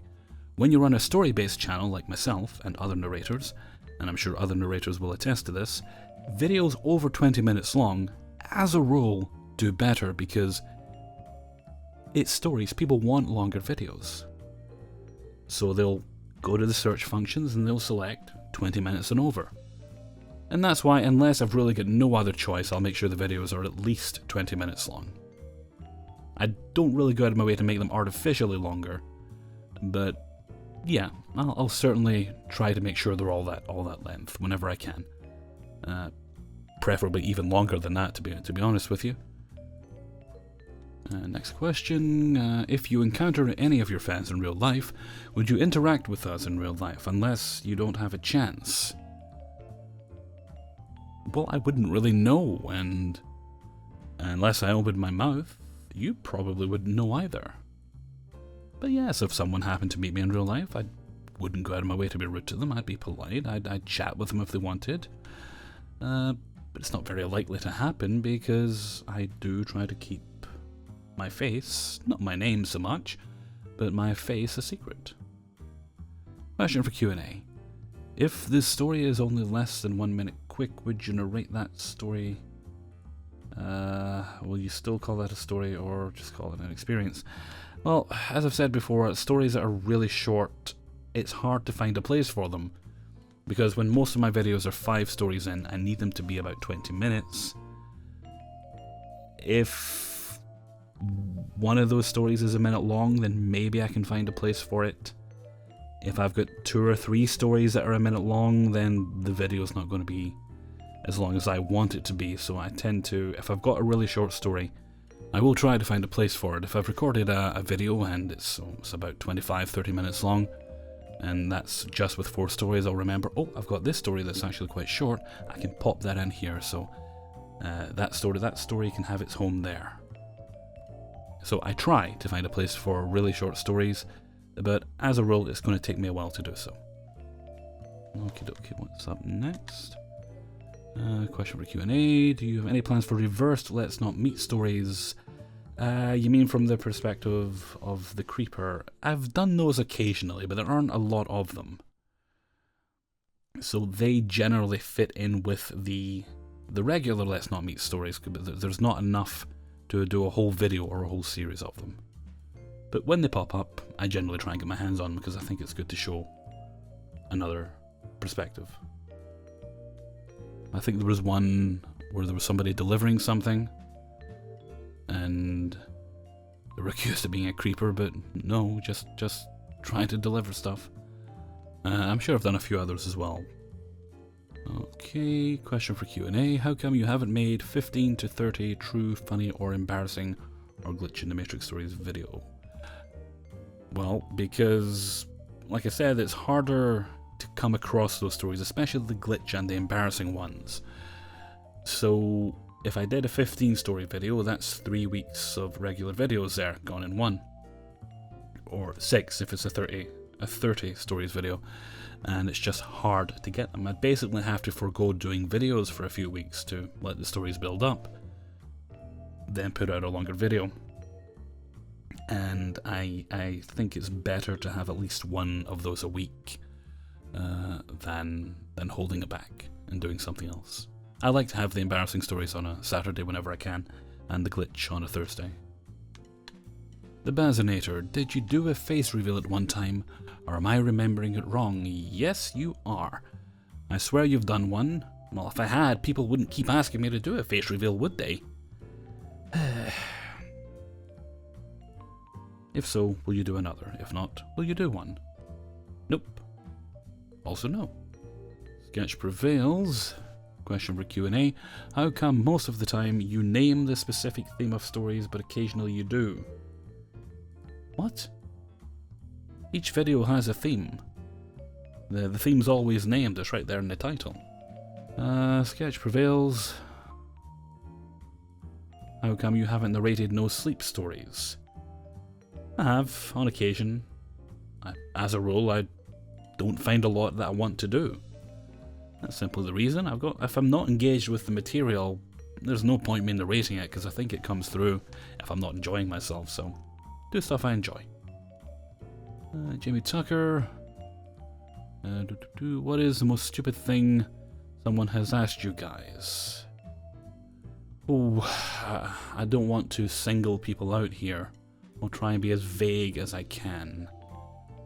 It's whenever I get questions from someone who says, I do not like this particular kind of video you've done.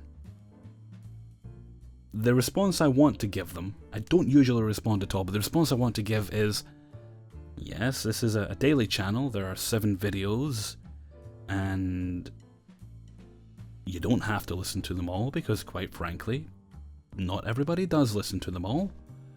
So you want me to take this video, which has thousands of views, and it's quite clear from the way they phrase it, they want me to take this video which has thousands of views, stop doing it, just get rid of it, even though people are enjoying it, because you, as one single solitary person, don't like it.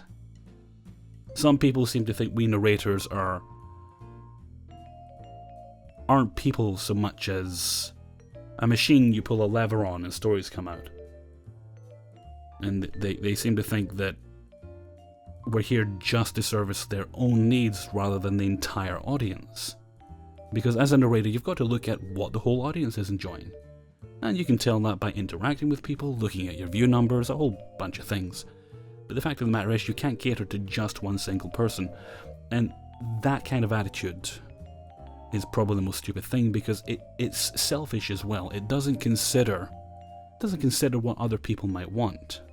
Not only is it insulting to the narrator, but it's insulting, quite frankly, to the audience at large. So that's probably the stupidest kind of thing I've been asked. Elena Boo. Bow. I hope it's Boo. Q&A. I know you're always looking for new ideas. Have you thought about a Thursday bonus story at the end of your video? As a fave throwback Thursday scary story you enjoyed narrating? No, because that would require me to reuse a story. And in spite of what some people think, I don't reuse stories. I really just don't like the idea of it. I'm aware some narrators are happy to do compilations, best of videos, that sort of thing. It just doesn't appeal to me. I'd rather get new content. Starfly... no. Star Lily Doll. What is a neckbeard? A neckbeard? Well, a neckbeard is someone... and people get confused about this. A neckbeard is an attitude. It's the way you look at other people. A severe lack of respect for other people. Especially women. They don't really view women as people, to be honest with you. And frequently, they will have a neck beard, poor hygiene. Many of them will wear fedoras, dress all in black, and they'll be into very geeky things. They'll be into role-playing and comics and anime. They'll be into My Little Pony, sometimes in very, very scary ways. But the key thing about a neckbeard is the beard within, the attitude they have. Because just because someone's into a lot of geeky things doesn't mean they're a jerk. But neckbeards are jerks. It just so happens that frequently they have a lot of these interests, but they're also very rude and exclusionary towards other people who have those interests. They almost feel like it's their job to play gatekeeper, prevent anyone else from getting in, especially girls that make spread cooties. Yeah, there's probably a more specific explanation for that. In fact, I think I did write a proper explanation of it. It was in response to someone, but I did save it. That's not it. I had that a second ago. What to do with it? Okay, there it is. Right, this is what I usually say to people who get upset at me because they think I'm picking on the neckbeards. Right. There is nothing wrong with liking geeky or nerdy things. Sci-fi comics and whatnot fan right here. They can lead to fun and exciting communities and good friendships, sometimes even more. No one would really care about their odd sexual interests if they didn't try to expose others to them when they clearly aren't interested.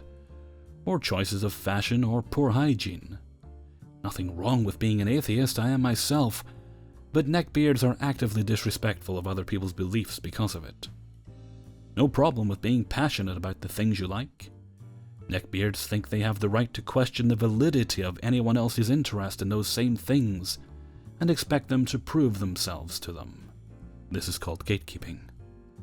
If they were truly passionate, they would be encouraging people who take an interest. Some neckbeards might have Asperger's or various other social issues, but most people don't. Many neckbeards will claim that they do, but many of them are self-diagnosed, meaning they are neurotypical and are just using it as an excuse to get away with shitty behavior. People who actually do have Asperger's aren't trying to get away with anything. Or as I like to say, neckbeards don't have Asperger's, but they do have Asperger's. There is a world of difference between people having trouble with social cues and other indicators of having Asperger's, and acting like a complete asshole. A world of difference. Neckbeards generally, with few exceptions, fall into the second category. A person can be a nerd or geek and so on, you're talking to one, and not be a neckbeard. It just so happens that along with their repulsive nature, they have an interest in many nerdy things. In fact, someone can fall into the neckbeard category on behavior alone. They look just like normal people. They're everywhere. On the bus, walking the streets, and you'd never know it until they open their mouths. There could be one in your house right now as you're reading this. No, don't turn around. Don't acknowledge it. Ignoring it's your only chance. Don't even breathe. It might take it as an invitation to beard on you. And I hope I have sufficiently explained what a neckbeard is. Okay, up next, Derek Rosenberg. Okay, it's been a while since you put this vid out. I just want to know how many people have been turned in for using the grumpy Scottish line and then been sorted out. Well, we're not really allowed to give official figures and that sort of thing. I'm sure you understand why. But let's just say if it keeps up at this rate, not only will we, within the next decade, solve the issue of overpopulation, we might actually solve world hunger, if people don't mind eating Soylent Green. Okie dokie. Catch prevails. Question for Q&A. Would you narrate worst or dumbest stories submitted or recommended to you, and why not? Nope, for same reasons I've mentioned for other things. If I'm not engaged, the audience isn't engaged. So there's really no point. Chan YH. Hey Hellfreezer, questions for Q&A. 1. With the TIFU, fast food and retail, neckbeards, idiots in the wild, etc., do you find yourself having to fight the laughter while recording some/all of the stories? Yes, I do, but I tend to edit as I go. Basically, I record till I make a mistake, or have a bit of a giggle fit, then I stop, cut the bad parts out, and continue on, so you guys generally don't hear that. Number 2. If someone sends you a story that is marked as TIFU, but you thought it was more of a revenge story, what do you do? Essentially, I've done this actually recently. If someone sends me a story, and I think, well, it's got elements of that, but it might fit better in this other category, I'll just move it over to another video. Because a story can be kind of part one thing, part another thing, so it can really fall into multiple places. Okay, next. 3, has there been any stories you have read that have scared recently? Not that I've had a lasting impression. I've never really had anything that's kept me awake at night, that sort of thing. 4, does recording scary / paranormal at night not bother, wake you, make you hear things, question the noises you hear all the time as sinister? Well, I live in an old house, so I'm kind of used to old house sounds. Every once in a while I might be doing this story. Hasn't happened recently, though, as I've said. I might be recording something and there'll be a bang, and suddenly I hear a bang in the house, or more likely next door, that sort of thing. That does give me pause. Number 5, have you thought about doing UFO / alien beings encounter stories? I've thought about it, but I've not actually made the effort to try and find them yet. I've done a few that would kind of possibly fall into that category in the glitch or the paranormal stories, but things that aren't perhaps 100% clear as to what they are. But I'm open to it. I may actually do a video on it someday. I don't see it becoming a regular series though. I haven't actually been to the Truth Is In Here subreddit for a while, so I'll need to check that out again. Crystal Dawn, before you started narrating, did you listen to other narrators? If so, what are some of your favourite narrators? Well, before I started narrating, just the usual, Lazy Masquerade, King Spook, Bibusta, Unit 522, Amore Star. I'm probably leaving some out. Corpse Husband, there we go, that's one of the other ones. Your Maker, I listened to that one, him as well. And but that was then, and I really don't have the time for it now. How long does it take to research, record and edit one of your regular 5-story videos? On average about 3 hours, sometimes a little bit longer if I'm having a bad night. Sometimes a bit shorter if I'm having a really good recording day. Like if I just whiz through it without making any mistakes, then that'll generally get done a bit quicker. Thanks for all you do to entertain us. No. Thank you for continuing to come back and watch. Okay, Michelle Osprey. What is the scariest thing that's happened to you? Well, apart from unexpectedly losing my parents, no, I was going to say when when the store I worked in was robbed, but to be honest with you, I wasn't that scared. And I'm not saying that to be brave. That's just it was very quick. Didn't have time. I haven't had a lot of scary things happen to me, to be honest. I've led a fairly dull, sedate life. Okay, next up, Endurance 5 Andy, Q&A question. If you could be any kind of marsupial, which would you be? I'd probably be a kangaroo, because they're totally ripped, and they've always got a shopping bag on them. Catch prevails. Do you have any disabilities like autism? I only have small autism. I do not. No. Some health issues, but nothing like autism. Jeremy Chase. I know you have Liam Neeson down. Don't tell him that. Will you ever have enough confidence to try another attempt at doing a Nicolas Cage impression? Did I do a Nicolas Cage? Maybe I did once. Okay.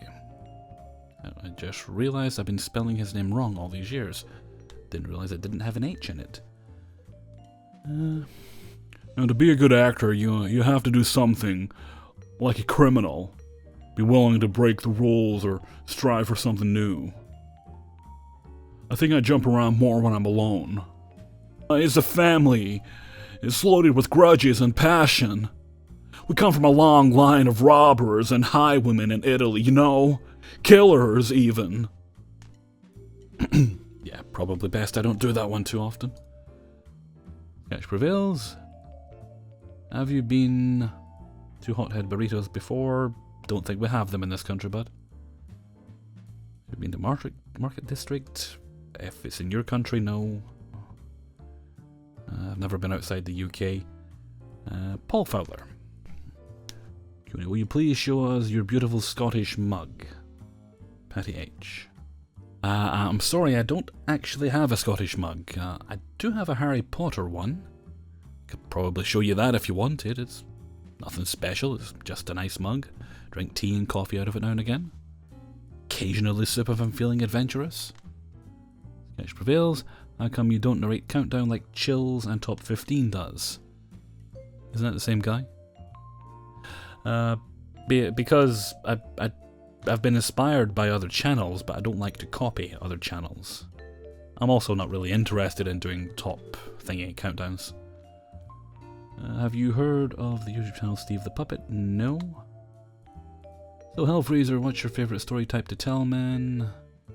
And how did you get to telling stories online? I think I've covered both of those. Paulina Sabina. Paulina Sabina. I like the way that rhymes. So, when's the next 5 freezing songs from hell with Hellfreezer video coming out? I'll seriously be waiting for it. Also, that Google Map thingy sounds cool. Probably never? I can carry a tune, just not too far, so there's not going to be a lot of singing with Hellfreezer, maybe just a little bit now and again. In fact, I'm reasonably sure, it's been a while since I started recording this, but I think there was a little bit of singing at the start of the video. And yeah, the Google Earth thing is really, really cool. It's weird when you get down into it though, because they've tried to kind of extrapolate and make 3-dimensional objects from 2-dimensional images, and they just don't have enough images. It's not like photogrammetry where they've got loads of images, and they can make it look a bit more realistic, still not 100%. So when you get right down into it, you see cars that are basically just blobs when you get close to it, like on human scale. And yeah, so it generally looks better from above when you're flying around like a god. Zachary Hawk. I used to record, covered that one. Hope I answered that fully when I did. Mr. Slide, yes. Are you on any podcast? I'm not. There's 5 Indy. Q&A question. How much wood would a woodchuck chuck if a woodchuck could chuck wood? 7. Nim the Gudra. So Q&A question. Has there been any stories that you refused to tell because they were too scary, or stories you've told you actually found terrifying?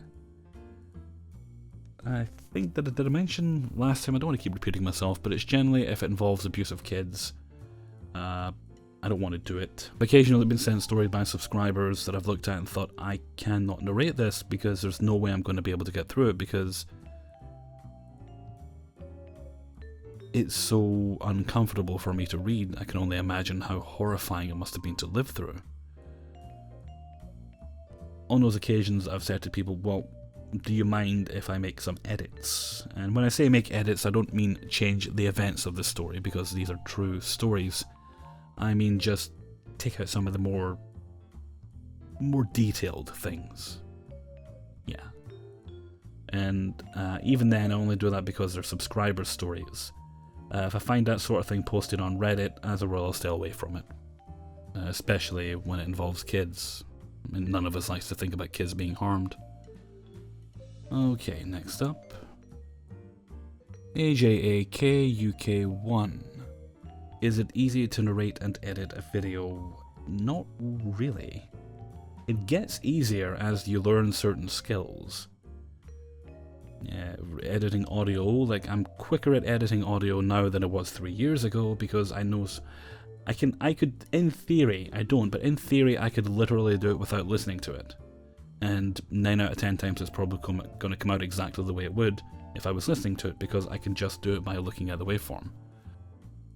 But no, as a rule, it's work is what it is. It's work you enjoy. There's certain aspects of it you enjoy more than others. Some days you enjoy certain things more than you do on other days. Sometimes, especially in the summer, you just want to get it done so you can get the video up and you can get that high of all those lovely comments and views, and then turn your fan back on to cool down because it's really, really hot. But the difficulty level goes up and down, but as a rule, like any job, it's got its problems, it's got its good side. Some days, even if you love it, you might not want to do it. And other days you might think, you know, I could go do a bit of extra work right now. Those days are good because it means it gets you ahead for the next time you really do have to work. Okay, that was a bit rambly, but there we go. Jodica Durden, or Jodica Durden. If I'm getting your names wrong, please do correct me in the comments. Write it out phonetically or something so I can perhaps remember for next time. Hellfreezer, thanks again for another great upload. I didn't know you liked Kit Kats that much. Oh. You know, you do have an Asian subscriber here who would love to send you some weird and exotic Kit Kat flavours, wink wink. Do you have a P.O. box? I don't have a P.O. box because it wouldn't really be worth it. They cost quite a bit to keep going, and there are far, far more successful channels than I have that have actually shut their P.O. boxes down for just that reason. So, yeah, I don't have a P.O. box. Although I really do appreciate it whenever you guys do offer to send me stuff and that. It does mean a lot to me that you'd even think of or want to do that. But totally not necessary, although I do love that you want to do it. I have been looking on Amazon, eBay kinda, I don't know if it'd be a good idea on eBay, but you can get little sample boxes with some of the Japanese flavours. So I might get one of them. Maybe as a wee treat near my birthday, I'll get myself one of them just to try them. I mean, they're quite small, so I can justify eating more of them because they are smaller. Right, next up, Alexander Moore. If you can't upload a video for a while, would you have a substitute like Fun with Failure or Unit 522 upload videos for you in their channel, but have different video titles, or have a completely new person and channel upload videos for you in that person's channel, or just let us submit and recommend the same story to another channel we did before? No, I don't want other people working on my channel. I'm totally happy to, and have done, sub for other narrators. I've done it for Unit. I may do it for Fun with Failure if they want me to at some point. But it's just a personal choice. As I say, I have subbed on other channels. Happy to do it again. But for my own channel, nah, unless it's a collab. I don't really see the point of getting other narrators in. Unless I start doing like a Hellfreezer showcase thing, but that's kind of also the point of doing collaborations, I guess. Okay, next up, Sink or Swim.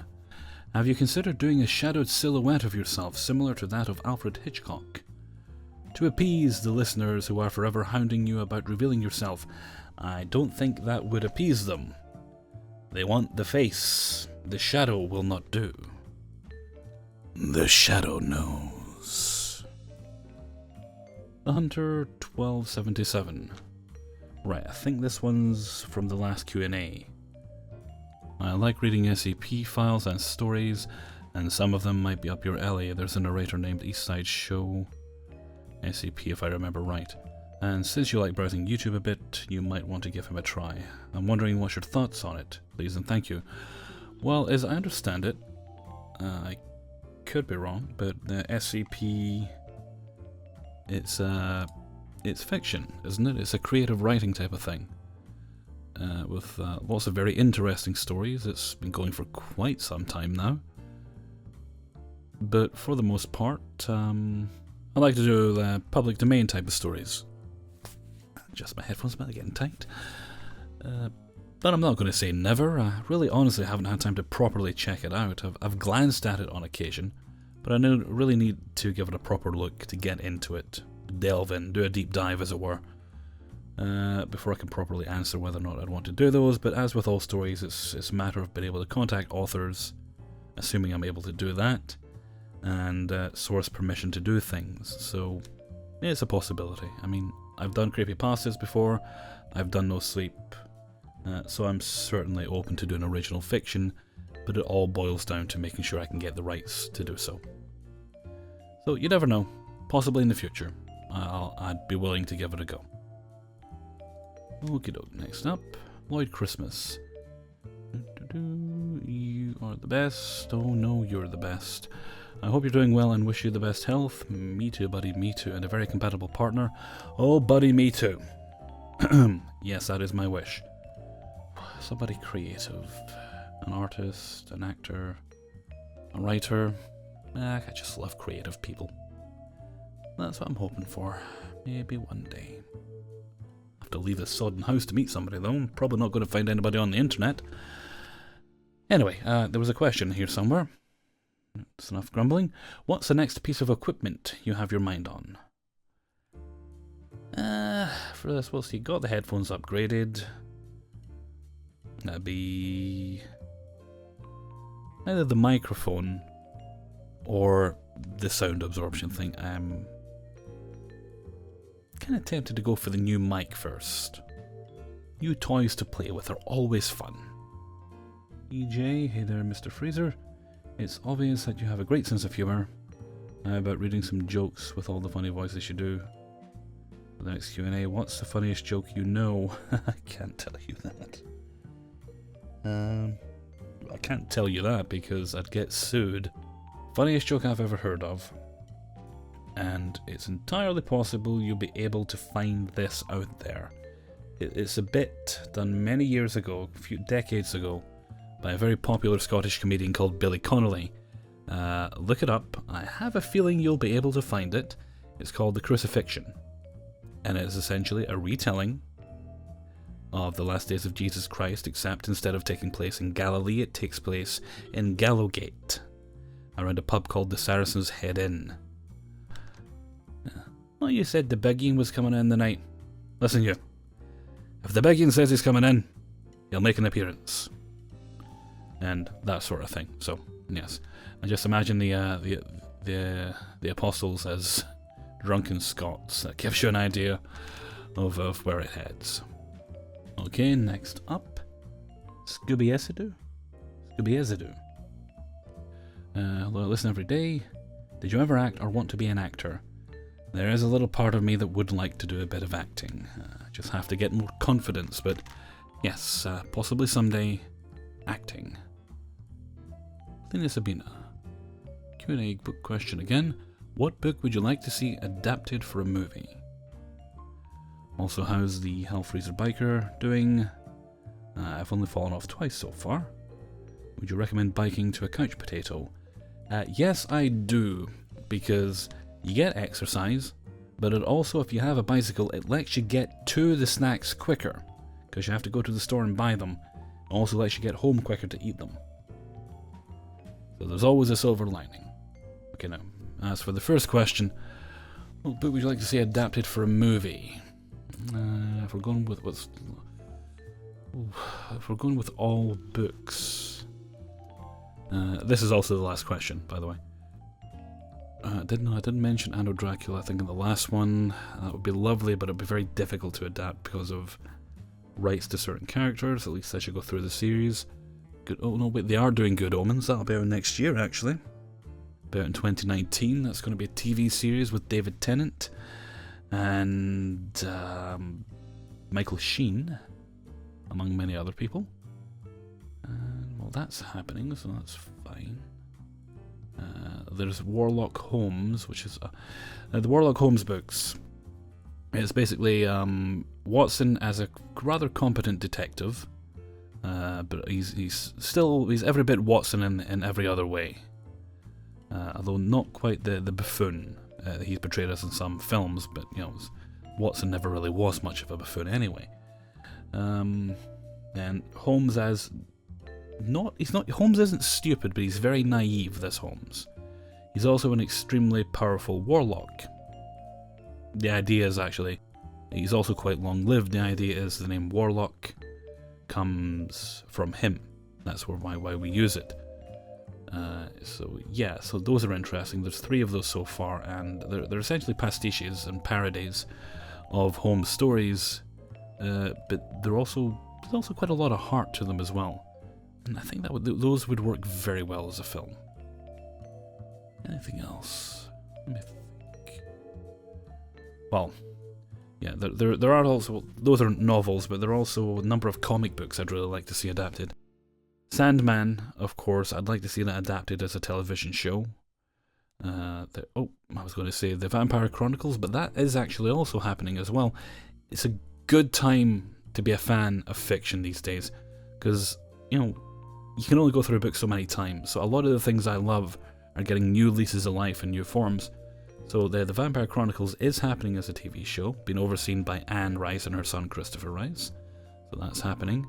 I would also like to see Transmetropolitan done as, it wouldn't work as a film, just like Sandman wouldn't work as a standalone film. That would also have to be like a TV adaptation with multi-episodes. Might be quite difficult to do though, because you'd have to create a whole other world. And I'm sure I must have mentioned that in the last Q&A. And Planetary, but Planetary has the same issues as the Anno Dracula books would, because there'd be copyright issues, because many characters are based, well, not so much based as thinly veiled allegories of existing characters. But you never know what'll happen. Okay, and I think that's probably a good place to wrap things up. How long have I been recording now? I've been recording this for, well, we're getting close to an hour and a half at this point, which is the longest Q&A I've ever done, but I have been taking questions for a while, so I'm going to wrap it up now. I just want to thank you guys so much for all your love and support over these past 300 episodes, and hopefully you'll continue to tune in for episode 301, which will be out later in this week. Won't be quite this long, of course. And this channel brought me a new lease on life, brought me to a place both emotionally and little by little physically, where I'm much happier as a person than I had been in the previous years, and for that I am forever grateful. And so with that, I'm going to go for now. So until next time, thank you very much for listening, and take very good care of yourself.